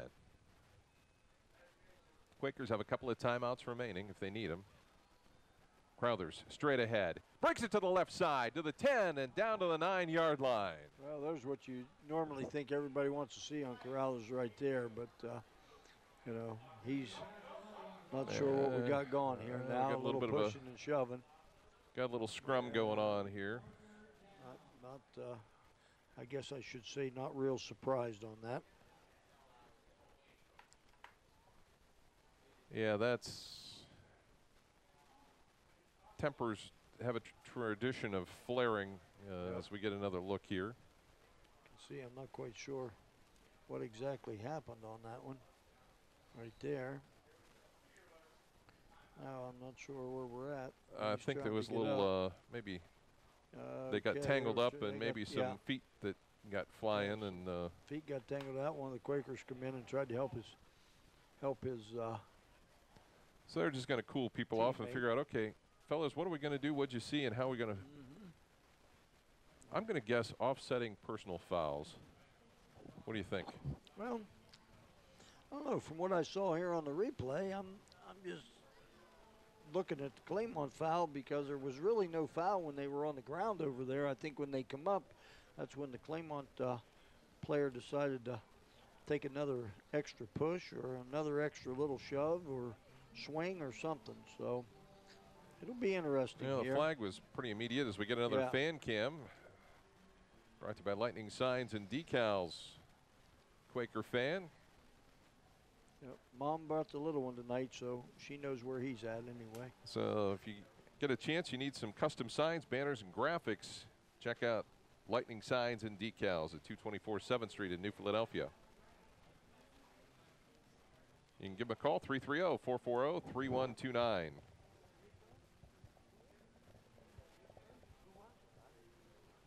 Now let me ask, Chuck, I guess let me ask you this. Would they be considering potential ejection here because they've taken an awful long time to sort this out? Well, I suppose because I saw the one, Claymont player going over with his helmet off, but I don't know that unless something, we're clear up here. It's hard for us to tell. We honestly Yeah. don't know. No, but it could have been something he could have said. He could have, and that does happen with an Or ejection. on either side. We don't Yeah, know. exactly. Yeah, I so don't know. let's not point any fingers Right. just yet till we I find just out don't know what happened. Just from watching the replay, it just seemed like it was going to be a, a personal foul or like you said, offsetting penalties. I'm not sure. Well, they've got to come up with a decision here pretty soon. I mean, this is a little bit beyond the norm. So personal foul against the Quakers, personal foul against the Mustangs, offsetting penalties, and Put the ball down. Let's play her again. What do you think? well, they can't, why would they? Oh, they're move moving it that way and then move it the back. other way. That's the official way to do it. Instead of just leaving it lay right there where it was. So Yep. I guess my original thought was correct. That's the way it's going to do. Oh. Yeah. Oh. It's hard. Everybody was pushing, and shoving. like you said, tempers are flaring a little bit right now. I thought they were inside. I thought they were at the 9-yard line. Well, they had them 2nd and 10 there, but we should have a first down here, I would certainly think. They must have. Yeah, he must have got stopped at the 12. So that's they've got a first down marker there. Yeah, so now they go. Okay. So now it's going to be 1st and 10 at the 12. from the 12. There you go. With 2 minutes to go in the half. Philly leading it 35-0.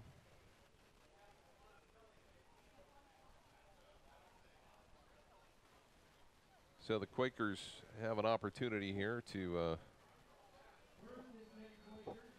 put another score on the board.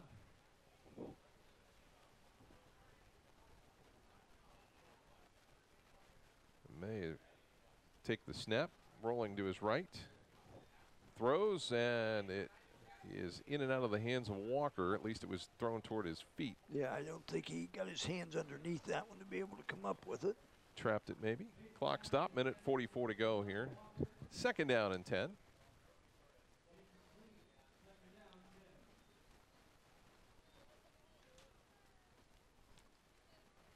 I don't think any Claymont fan thought this was the way this was going to happen here tonight. I don't believe they did.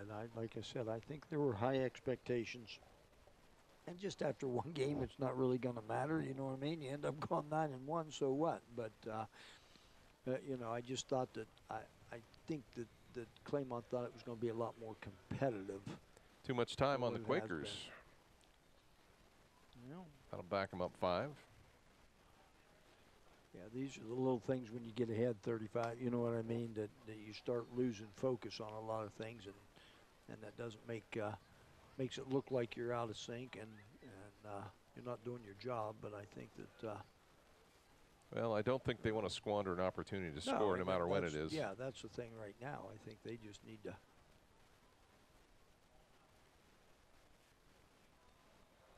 Another busted play.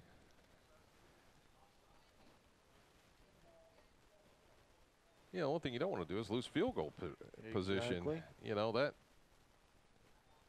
you would think they would be focused on that. Well, I think that might have been the center's fault on that one right there. He just didn't get the ball back quick enough because everybody was kind of off and gone except him. So 2nd down and 20. The Quakers have moved back this time. May roll into the right, trying to direct some traffic. Gain some ground to the 14-yard line. So we got about 8 back. It'll be 3rd down. Quakers leading at 35-0 over the Mustangs. Working the clock here as we wind down this first half. Which again, I mean, you know, that's not a bad move either, just working the clock down. It's just you had a couple penalties that just made everything look kind of bad for the Quakers.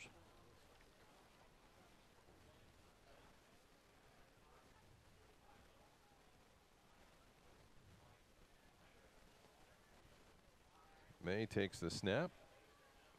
Looks for the crossing route. Walker's got it. Walker dumped at about the 5-yard line. It'll be 4th down. Okay, Mr. Robinson, now you got 40 seconds to go. 4th down. Do you go ahead and kick the field goal, or? I'd kick the field goal. You know what? That's probably not a bad move, I would think, right now. Get your kicker some field goal. Well, it's basically not much more than an extra point. It's about 3 more yards an extra point, maybe. But that way, you know, get him in there and get him kicking. And again, you know, he's kicking from the hash mark and stuff, which is a little bit I think different. it looks a lot better when you go for the field goal instead of going for the touchdown when you're up 35-0. Good snap. The kick is up, and the kick is good. 6 seconds to go. So basically a 23-yard field goal by Storm Elsasser. And that makes it, with 6 seconds to go, it makes it 38-0, the Quakers.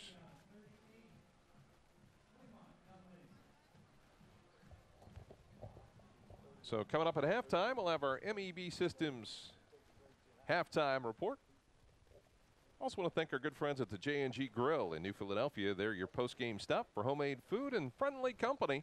They're sponsoring our replay this year. We appreciate their help in bringing you these broadcasts. And also McDonald's, again, our sponsor for our game MVP. You'll be hearing more about that a little bit later.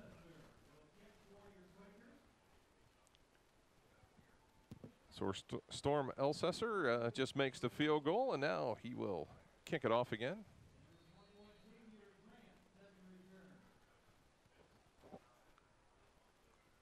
Well, now that's one of those things here, 6 seconds. If you're not going to kick it in the end zone, you squib it and but he kicked it out of bounds. Or kick it out of bounds. Give it to him on the 35. I suppose with 6 seconds to go, it doesn't really. Maybe they wanted Claymont to go in with some good field position at halftime.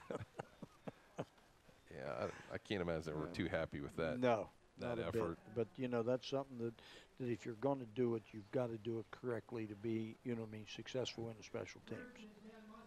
So it'll be 1st and 10, Claymont from their own 35-yard line. 6 seconds to go.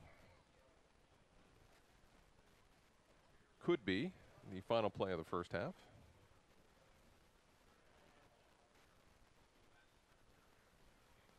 Handoff straight ahead, and that will be the final play of the half as Hunter Hirschberger with about a 5-yard carry. And we are at halftime.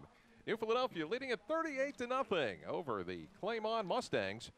We'll come back, have our MEB Systems halftime report, and get ready for our second half of action in a moment here on TV2 Sports.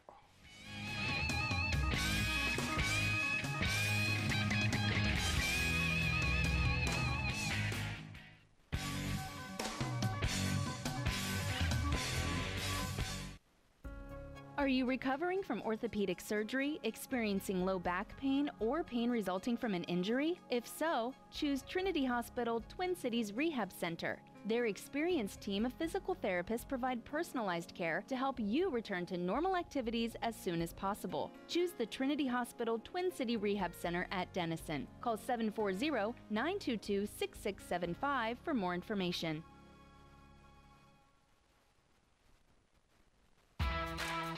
We do mufflers, we do tires. Want the best pricing in town? Come see Alan at Alan's Mufflers and Tires, located at 238 Trenton Avenue in Uhrichsville. or give them a call today at 740-922-3010.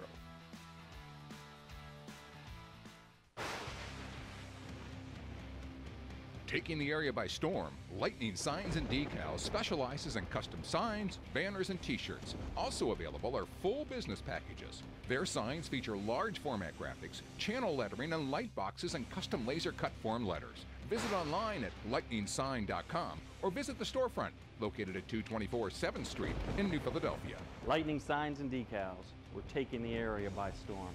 Contact us, 330-440-3129.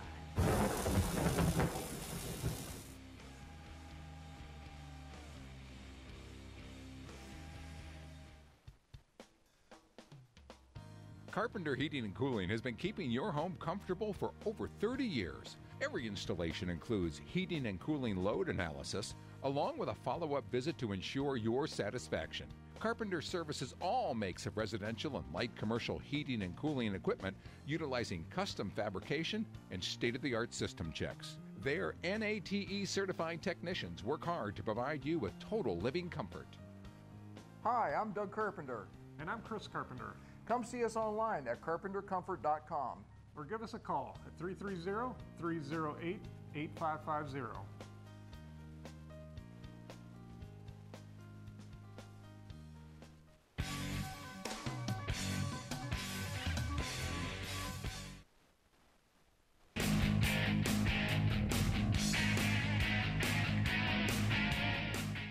And we're at halftime of our game between the New Philadelphia Quakers and the Claymont Mustangs. The Quakers with the best of it right now, leading 38-0. And this is our halftime report brought to you by MEB Systems, serving Tuscarawas and surrounding counties. MEB Systems is your flat roof specialist. Give them a call today or visit their website at mebsystems.com. So, Chuck, as we kind of look at the game as a whole, the Quakers got off to a good start and just kept the pedal to the metal. Yes, they did. You know, they've looked pretty good, both offensively and especially defensively tonight. They did create or have 3 turnovers on offense, but you know it really didn't cost them. Where Claymont's had 2 turnovers on offense, and Quakers have put 14 points on the board on that. So Claymont just can't get anything going offensively, and I think that's really kind of hurt them. So let's take a look at our first half numbers. Well, you can see the Quakers pretty much dominating as they have on the scoreboard. Rushing 189 yards, passing 5 of 10 for 131 yards. Very balanced right there. Total of 310 yards offensively, and like I just mentioned, 3 turnovers. But none of those turnovers have cost them anything. Claymont 41 yards rushing, 2 of 5 passing for 2 yards. Total of 43 yards, and that just shows the dominance of New Philly's defense, and again, those 2 turnovers were very costly to the Mustangs as Quakers come up with 14 on those. And that is our halftime report brought to you by MEB Systems, serving Tuscarawas and surrounding counties. MEB Systems is your flat roof specialist. Give them a call today or visit their website at mebsystems.com. So thanks to our good friend Jay Yonders for pitching in with the stats tonight. And I've got to think the officiating crew, after what happened late in the first half, is a little bit concerned that if the game continues to stay at a pretty wide margin, that there could be another problem. Well, yeah, let's just hope that Claymont went in and their coaching staff said, look at it, fellas, you know, we're getting beat tonight. We're in a football game. I mean, you know, we didn't expect this. This is what we got. Let's go out and, you know, show good sportsmanship and let's play hard the second half. And, you know, New Philly turned around on the other hand and say, you know what, we've showed what we can do here tonight. We don't need to show, you know, what we don't and what we're not about at New Philadelphia. So hopefully this is going to be a clean running clock the second half, and, you know, both teams will get out of here healthy. So we are just about ready to go here with the second half of action, as it's time now for our second half kickoff, brought to you by Carpenter Heating and Cooling, located at 946 Cookson Avenue Southeast in New Philadelphia. Looking for year-round comfort, you can reach them at 330-308-8550 or visit them online at www.carpentercomfort.com.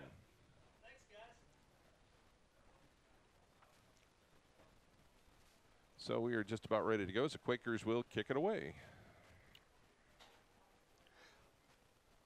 Well, Mustangs are going to get the ball here with to begin the third quarter, and let's see if they go in and at halftime and made a few adjustments offensively here to try to get some, try to get some things moving offensively, because that's what they're going to do, and they're going to run the wing tee, and it's got to be successful, and you just got to keep working at it, and again, you've come into a pretty good defense tonight with New Philly, but they pretty much shut everything down. Vermillion and Grant back deep. Elsesser with the kick. It's to Grant at the 5, the 10, the 15. Nice slick move to avoid one tackler, and then down at the 23-yard line. Well, good return right there by Grant, and again, let's see if the Mustangs can get something moving here offensively. So the continuous clock in effect here with the Quakers leading at 38-0. First weekend of the high school football season. TV2 with its second game of the weekend. Next week it's West Holmes right here at New Philadelphia against the Quakers. Taryn Harris rolling. And the pass is caught. As a nice catch made there by Zane Harris. That's a nice throw and nice catch right there by Harris. Gone down, make sure he corralled the football and picked up good yardage. So the 9-yard pickup makes it 2nd down and 1 as you got another look at the J&G replay. Great food, great company at the J&G Grill in downtown New Philadelphia. Harris rolling to his left. Man there, and quickly cleaned up by Preston and also by Logan Ort. I lost a yard on that one. I'll tell you what, that's a tough throw for a quarterback, and a hard catch for the receiver as he's running parallel with the line of scrimmage, and if the defense reads it right, there's just not much you can do with that as a positive play. So 3rd down and 2 for the Mustangs. They have not had many first downs, so this could be considered a small victory here if they could pick up a couple of yards and get another set of downs. 3rd down and 2. Handoff straight ahead. Hirschberger dives forward, and it appears he's going to have the first down. I think so. I think he got that with just that extra effort right there. Like you said, that's a first down that Claymont's had for a while.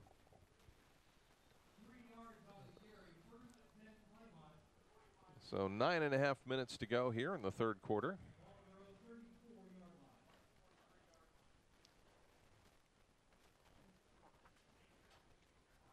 Mustangs set up in that wing T formation. And movement. Not sure who's going to get the 5-yard penalty. Looks on the Quakers, because that was just nothing but a man in motion for the Mustangs. So it'll be 2nd down and 5. They're again right. Talking about coming out the first game and whatever, and I mentioned that in the first quarter. Coaches really look at the penalties you have in the in the first game and how disciplined you are. And the Quakers last 3 or 4 minutes of the first half and starting out here, they've had some penalties. The misdirection, and that's not going anywhere. They might have lost a couple of yards as Xavier Grant was shut down in a hurry by Dugan May. I don't think Coach Dennison will be real happy when he looks at the penalty stats for tonight's ball game on the Quakers. 2nd down and 7 after the loss of 2. And so you get a good look at Taryn Harris.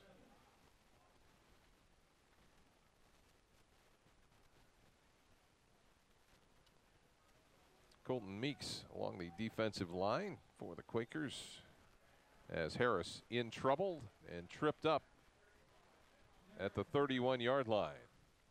Garrett Strand again in there making a nice defensive play. He had a fumble recovery for a touchdown earlier in the first half. Good job, good pressure right there by the Quakers when they knew that the Mustangs had to throw the football. And again, Mustangs are going backwards.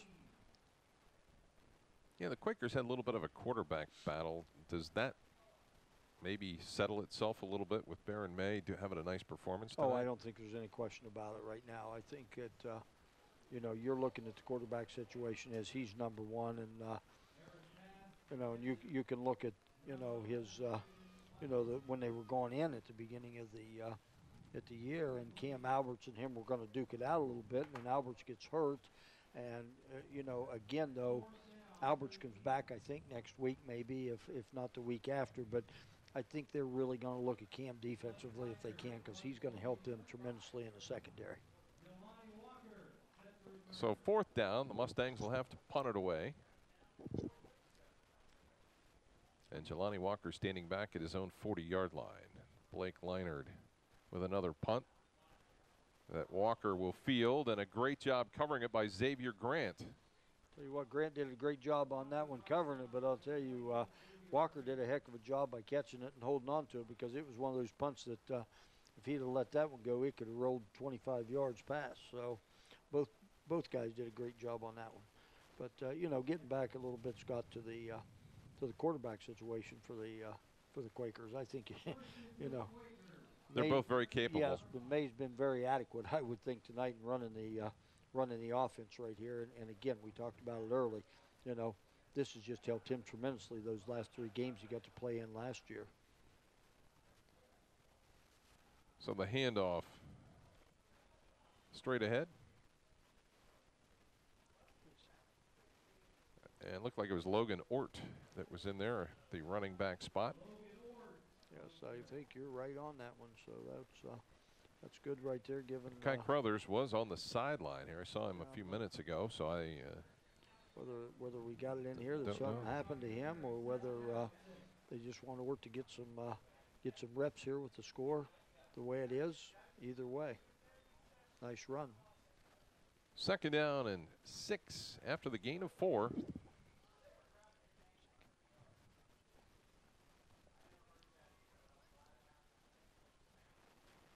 May dancing around, still has some room. Nice maneuver and gets out of bounds and makes the 1st down.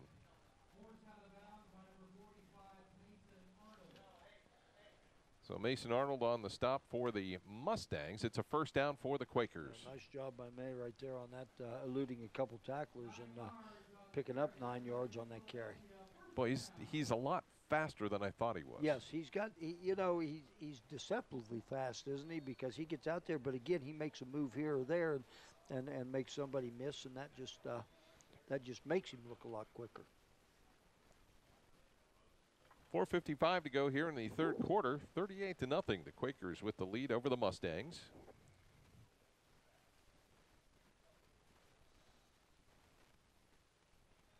Ort again straight ahead. Nice carry, and Chuck, we looked at the program, and he's actually a freshman. Yeah, that's what I was pretty impressed with when I looked at him. I was going to say I've just never heard that name here. We saw him warming up punting too before the game as well. Yeah, bring him in here, and he's had 2 nice runs. Tyler Farrow doing a nice job at linebacker for the Mustangs tonight, makes another tackle. 2nd down and 5.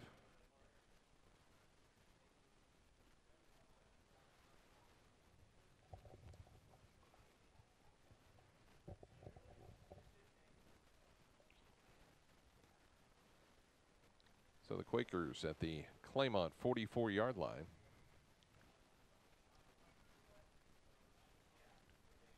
Good snap. And Ort, the carry. Near the 1st down. I think he's going to be about a yard short. It'll be 3rd down. Yeah, I'll tell you, he's running the football hard for a freshman. I'm relatively impressed with the 3 carries he's had so far. And, we're down to 3 minutes and 30 seconds here. And, if the Quakers be patient and just keep up, running the football like this, Ort's pretty good size at 5'11", 170. Yes, he is. Of course, I was that in the 3rd grade. Yeah, but you're slim and trim now. Oh, yeah.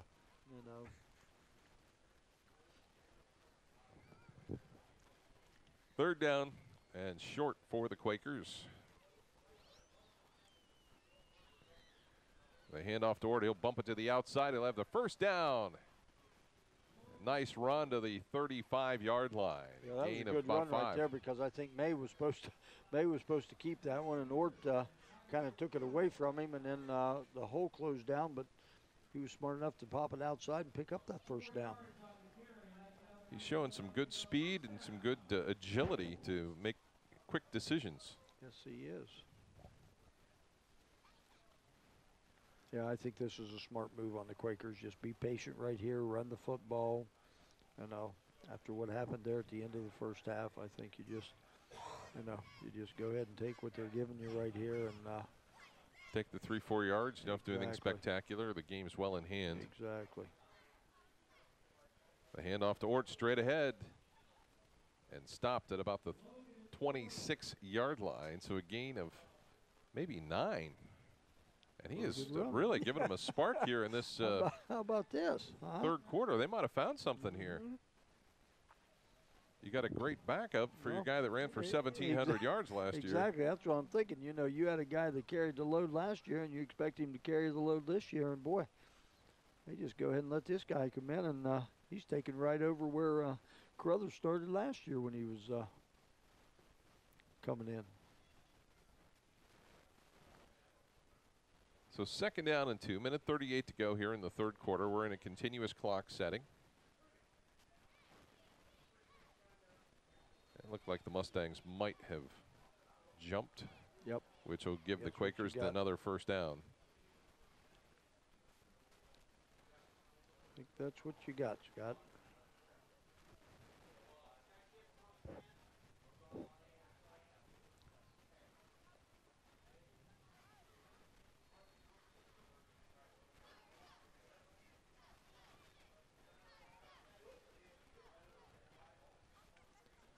So the Quakers with another first down.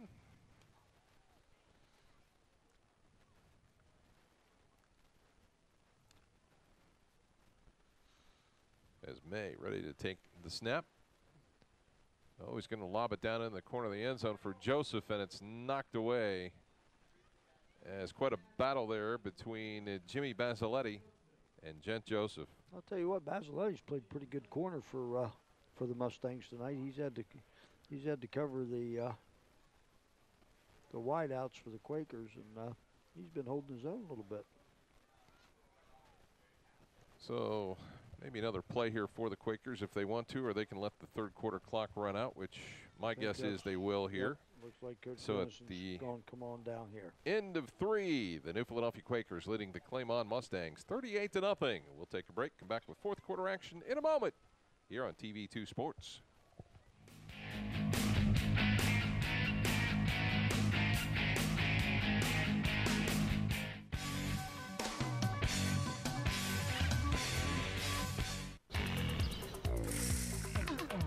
How could I possibly be expected to go without Domino's on a day like this? Alexa, ask Domino's to place my easy order. Ordering Domino's. Life moves pretty fast. If you can't track your pizza, you could miss it. Order 2 medium 2-topping pizzas for just $5.99 each and track them on your favorite device. Omni Orthopedics comprehensive programs provide early diagnosis and successful treatment for every musculoskeletal problem. With more than 30 years of orthopedic experience, their physicians offer patient-centered treatment for all ages. From evaluation to rehabilitation, your treatment plan is designed around your needs. Omni Orthopedics specializes in sports medicine, the spine, physical medicine and rehabilitation, foot and ankle, and hand surgery. If pain makes activities like climbing stairs, standing or walking a challenge, turn to the home team at Omni Orthopedics. Their mission is to provide you with the highest quality and most advanced orthopedic services so you can get back in the game. Located in the Oxford Medical Arts Building, Omni offers a full-service facility including digital x-ray and physical therapy. So there's no need to travel when quality care is so close to home. Omni Orthopedics, setting the standard in orthopedic care. Grace Lutheran Church is located on the square in downtown Dover. Worship services on Sunday mornings are at 8 and 10:30, with Sunday school for all ages at 9:15. Reverend Donald Rice Jr. is senior pastor. Grace Lutheran is knowing Jesus through a variety of Bible studies and other learning opportunities. Grace Lutheran is showing Jesus through its grocery bag ministry and other outreach programs. Join us in knowing Jesus and showing Jesus at Grace Lutheran Church in downtown Dover. All are welcome. Well, I woke up to the sound of silence and cars. We're cutting like knives in a fist fight. And I found you with a tear in your eye, your head in the curtains and heart like the 4th of July. You swore and said, we are not shining stars. This I know. I never said we are. If you're lost and alone, or you're sinking like a stone, carry on. May your past be the sound of your feet upon the ground. Carry on. Carry on, carry on. We are shining stars. Carry on, invincible. We are who we are.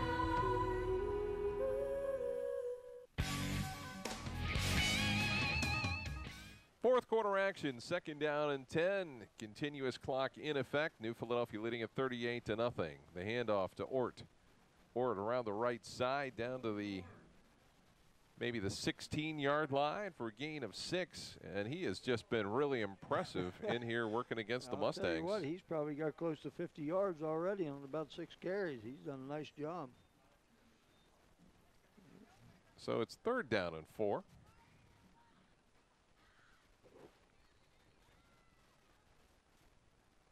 And Matt Miller comes in for the Quakers.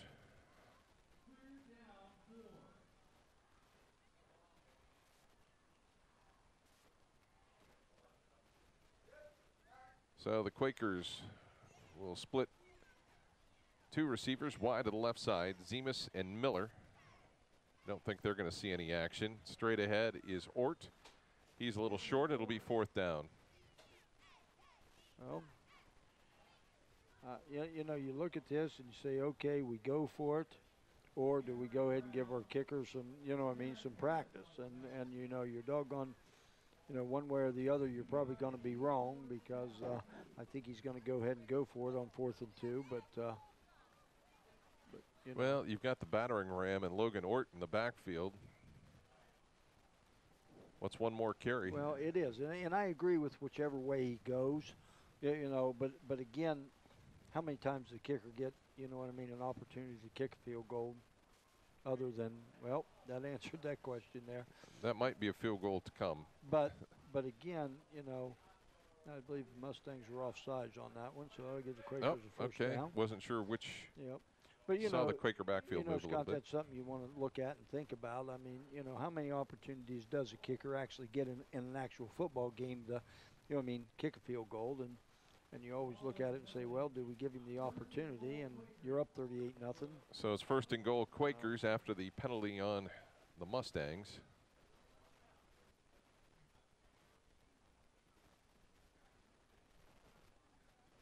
So Ort, the handoff again down to the 6-yard line. You know what? You want to give the young man the payoff. If he's going to get you down their field, you got to give him the payoff. Yeah, it's not going to hurt to just let him carry the ball from here on into the end zone or wherever you end up with it.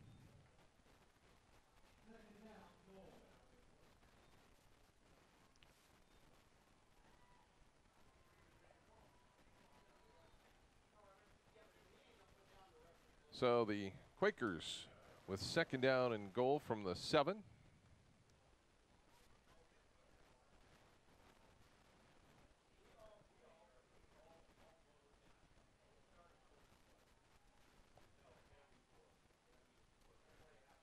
.8:43 to go here in the 4th quarter. Continuous clock in effect in this one.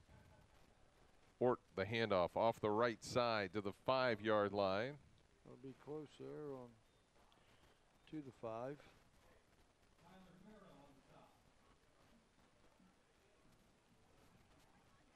So New Philly just running the football. That's which I think is what you can do. Yeah, I think that's a very, very smart move. Why not?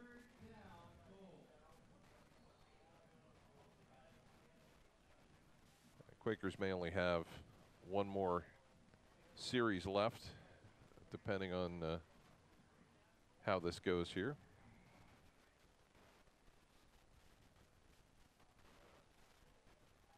So 3rd down and goal from the 5-yard line.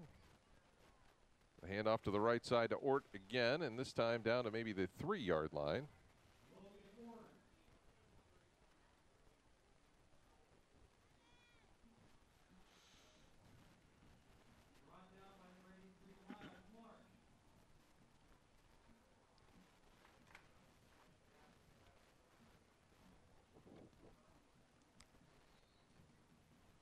So it'll be 4th down.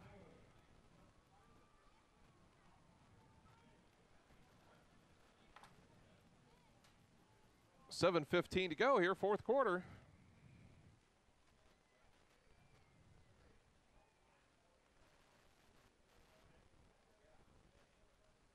And Ort again, this time pushes forward, and it's a touchdown. Tell you what, that was the Ort show on that series right there, wasn't it? And he carried the load and did a good job. So at the 7-minute mark, Logan Ort with a 3-yard run on 4th down.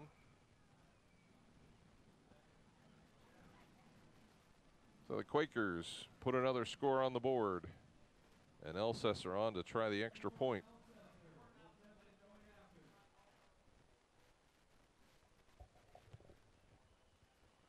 And again, we have a penalty.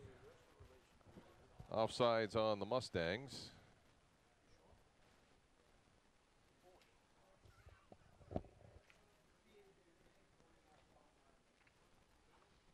And Kobe Hoover is holding now for Elsesser. I'm sure they don't want Kai Crowther's holding unless he absolutely has to. Right. I would think they would prefer to find somebody else. I think he held right there at the end of the half, too. And another one, and another penalty. I think offsides again on the Yeah, on the Mustangs.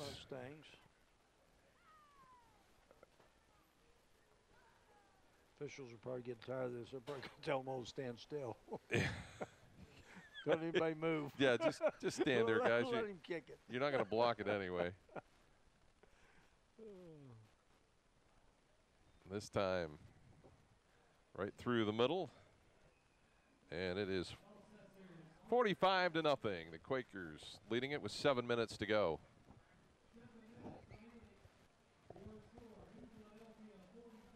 Get a good look at the New Philadelphia Quaker band and then some of the other Spirit folks.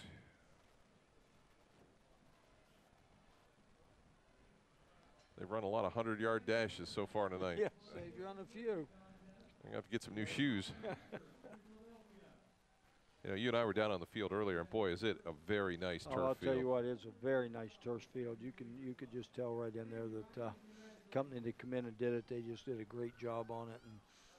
And you know, I don't know, to me, it didn't quite look, I don't know, it looked like it had a little bit, the last time they put it in, maybe had just a little bit of a, what do you want to say? I don't want to say a hump in it or anything, but it had some, but this one here is just about, I think they went down underneath it and really worked on the drainage with it and everything. And I'll tell you what, it's a great looking facility here. I believe Roman McInturf is going to kick it off for the Quakers here.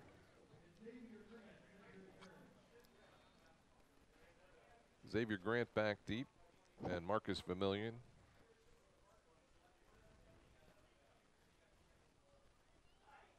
Nice kick, and it'll be Grant. Takes it to the 10, the 20, to the 30, 35. They're trying to stop Grant. And he gets knocked down about the 28-yard line. No flags down. That return is going to stand. Well, right there, that just shows you what he can do if he gets a little bit of space and gets and to, the Quakers have run a little bit. You can player see it right down. here. He makes a nice move to the outside and just takes it right up the sideline. I think it's Couldn't might get be him out of Alec bounds. Preston that might be down on the far side. I thought it was 24. See, he did a nice job right there of bringing him down.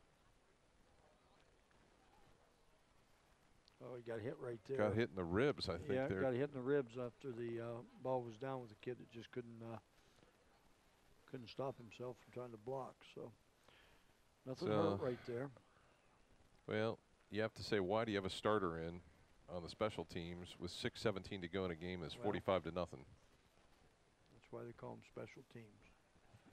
takes special players to play special Yeah. teams, and you know Yeah. that's one of those things where you do in practice. You practice your special teams a lot, but because it's such a integral part of the game, you know, the guys that are in there and the guys you put in there, you want them to practice as much as possible.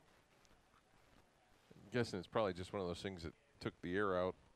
Well, that's one of those things, Scott, even, you know, back in the day when I coached and everything, you might have been up in this, and if you ended up having to punt, you always got your punt team ready to punt. You know what I mean? You didn't have a second team on a punt Right. team or anything. You had your first punt team, and they went out and punted. Yeah, the clock will continue to roll with 6 minutes to go here in the ball game. Alec Preston comes off under his own power.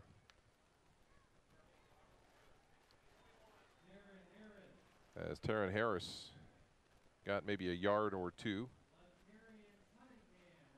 As the Quaker defense has played very well all night long. They have. I'm very impressed with the defense on how they run sideline to sideline, and seems like their tackling's pretty solid too. So that's been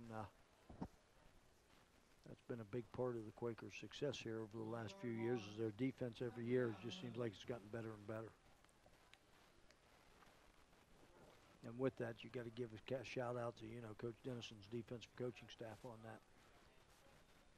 The handoff to Grant.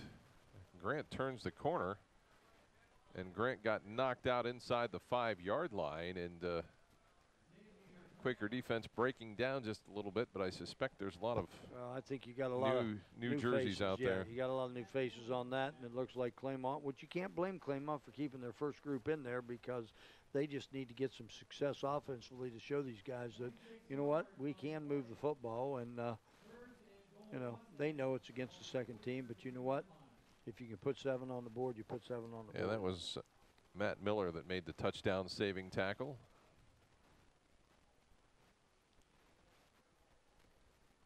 And first and goal at the 3-yard line.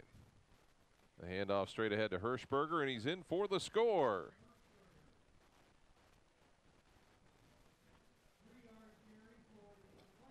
Well, I'm sure that the Quaker defense, probably not happy that they gave up 6 points on that one, but, they played well all night long, and then especially the first group, and they know what they did tonight, and they got to be pretty proud of that.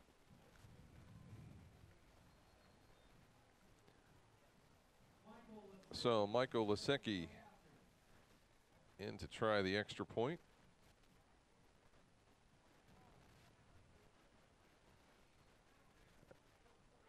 And the penalty will go against the Mustangs.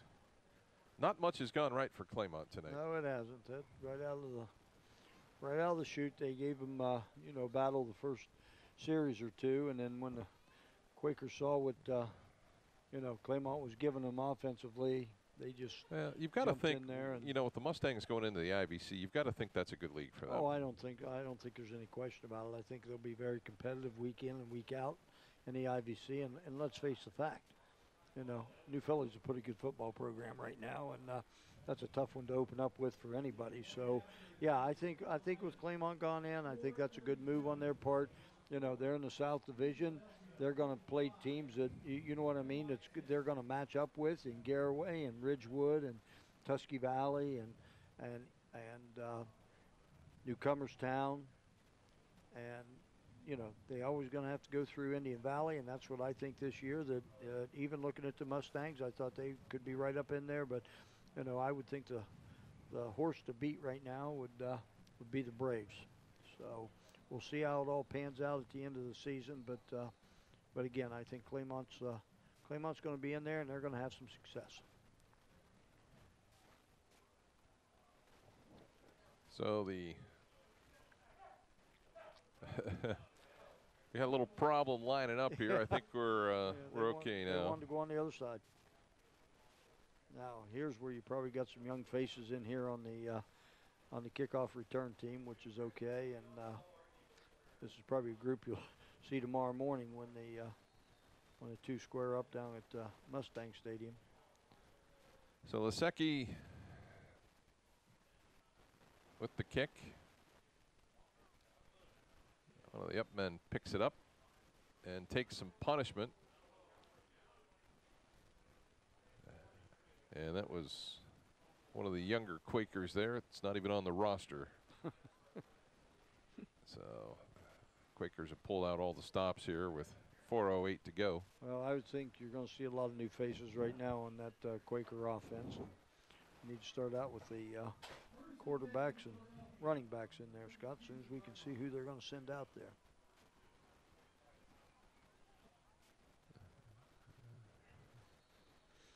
So the officiating crew, no rush to start the 25-second clock. So you got Logan Bolts in there, tight end. Let me see what else we got going.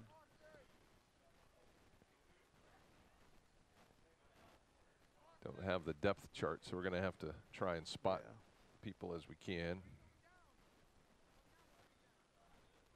As the new quarterback is not even on the roster as well. I'm thinking that that's got to be one of the 11, 12, 16 numbers in there, that one of those guys listed at quarterback and ends up at number 20. What is it, 7? 27. So we do not have a 27. We apologize, but nope. It's pretty hard to when the numbers aren't provided. Nope. But we know 27 is the quarterback. Yep. See who you got in here, running back.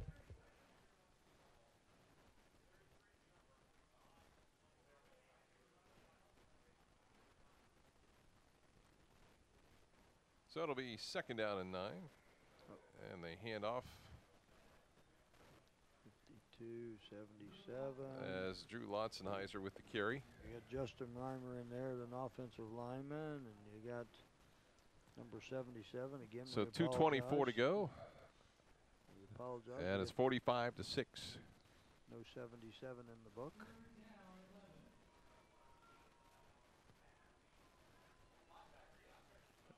So a few more plays here, and this one will be in the books, and we will bring you our post-game report and also name our McDonald's MVP.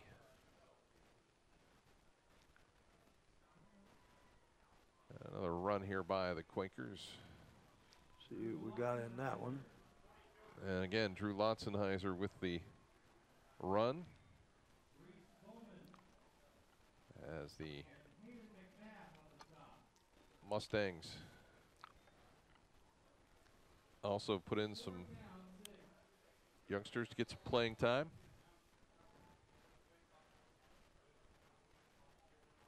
Again, our thanks to everybody here at Woody Hayes Quaker Stadium for allowing us to broadcast from this great facility.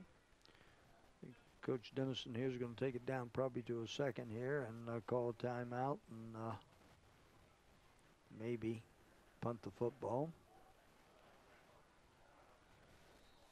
So another timeout by the Quakers. Yep, they give them a little bit of time to get the second team punt unit ready to go. 1:08 to go. This one long been decided. Quakers scored twice in the first quarter, 4 times in the second quarter, and then twice here in the fourth quarter. Actually, once in the fourth quarter, and then Claymont cleaned it up here with a score in the fourth quarter to put their 6 points on the board. Pretty impressive opener for the Quakers. Yeah, I'd say, you know, other than the penalties tonight they had, which I'm sure they're going to go back and clean up, and the 3 turnovers they had in the first half, you know, just by hanging on to the football, I would say that they pretty much played a pretty flawless football game.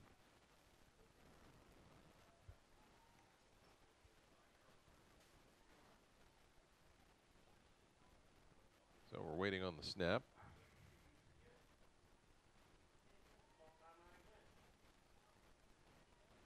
Oh, he's not going to call timeout again. No, Let's hope not. Just getting it down. Yeah. Ball gets loose, and the Quakers chasing after it.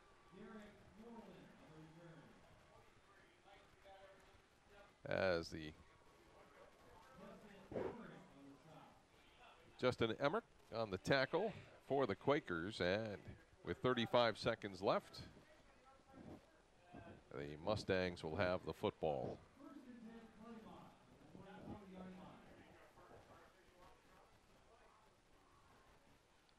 So this may very well be the last play. Yeah, which could easily be. Claymont doesn't look like they're in a big rush to try to do anything with it.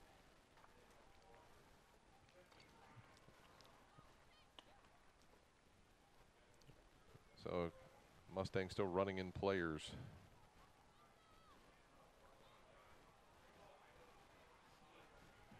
And that's going to be a tackle there, and with Max Peters on the run. That should do it. As that is the ball game. 45-6. The Quakers pick up the victory over the Mustangs. We'll come back, wrap it up for you in a moment, right here on TV2 Sports.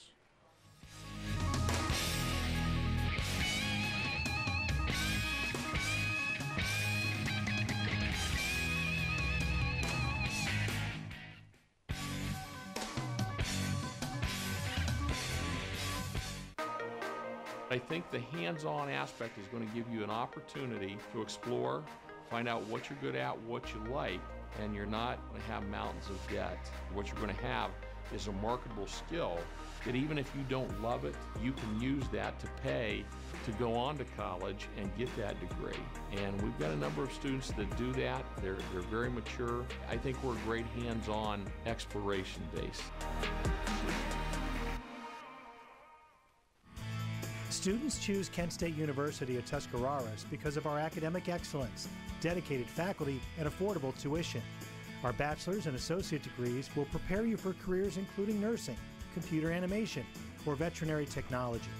Kent State Tuscarawas offers a dynamic campus with state-of-the-art facilities, exceptional student services, and a welcoming environment. Call or visit us online to register for classes and find out more about Kent State Tuscarawas.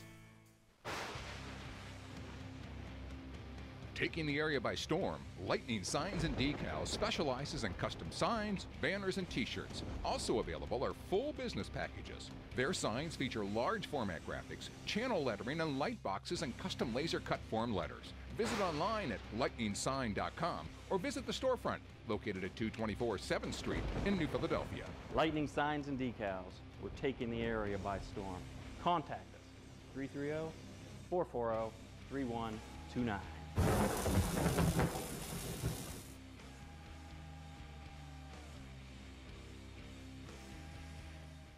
It's a new era of emergency medical care at Union Hospital in Dover. Building on a great tradition of care and compassion, our patient care team is offering 21st century medical care in our new state-of-the-art emergency center. And while the large new rooms and patient care technology are wonderful, it's the doctors and nurses who possess the experience and skills that deliver the care and create the experience our patients expect. Quality care close to home.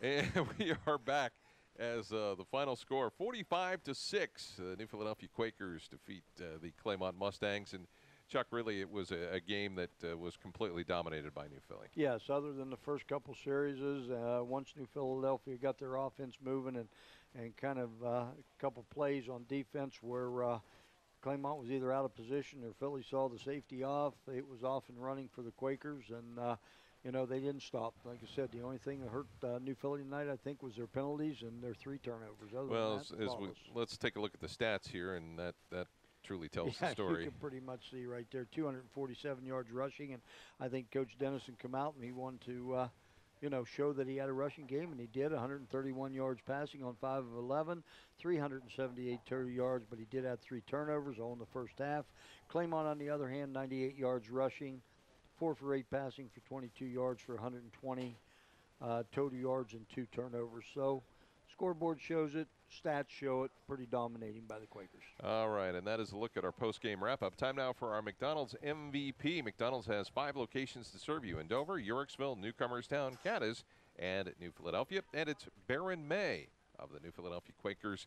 He just contributed in so many different ways to the Quaker offense, and certainly was an outstanding player in this one. He is our McDonald's MVP. McDonald's with 5 locations to serve you in Dover, Uhrichsville, Newcomerstown, Cadiz, and New Philadelphia. That's going to do it from Woody Hayes Quaker Stadium in New Philadelphia. The Quakers, a winner over the Claymont Mustangs, 45-6. For Chuck Rest and our TV2 sports team, I'm Scott Robinson saying so long, everybody.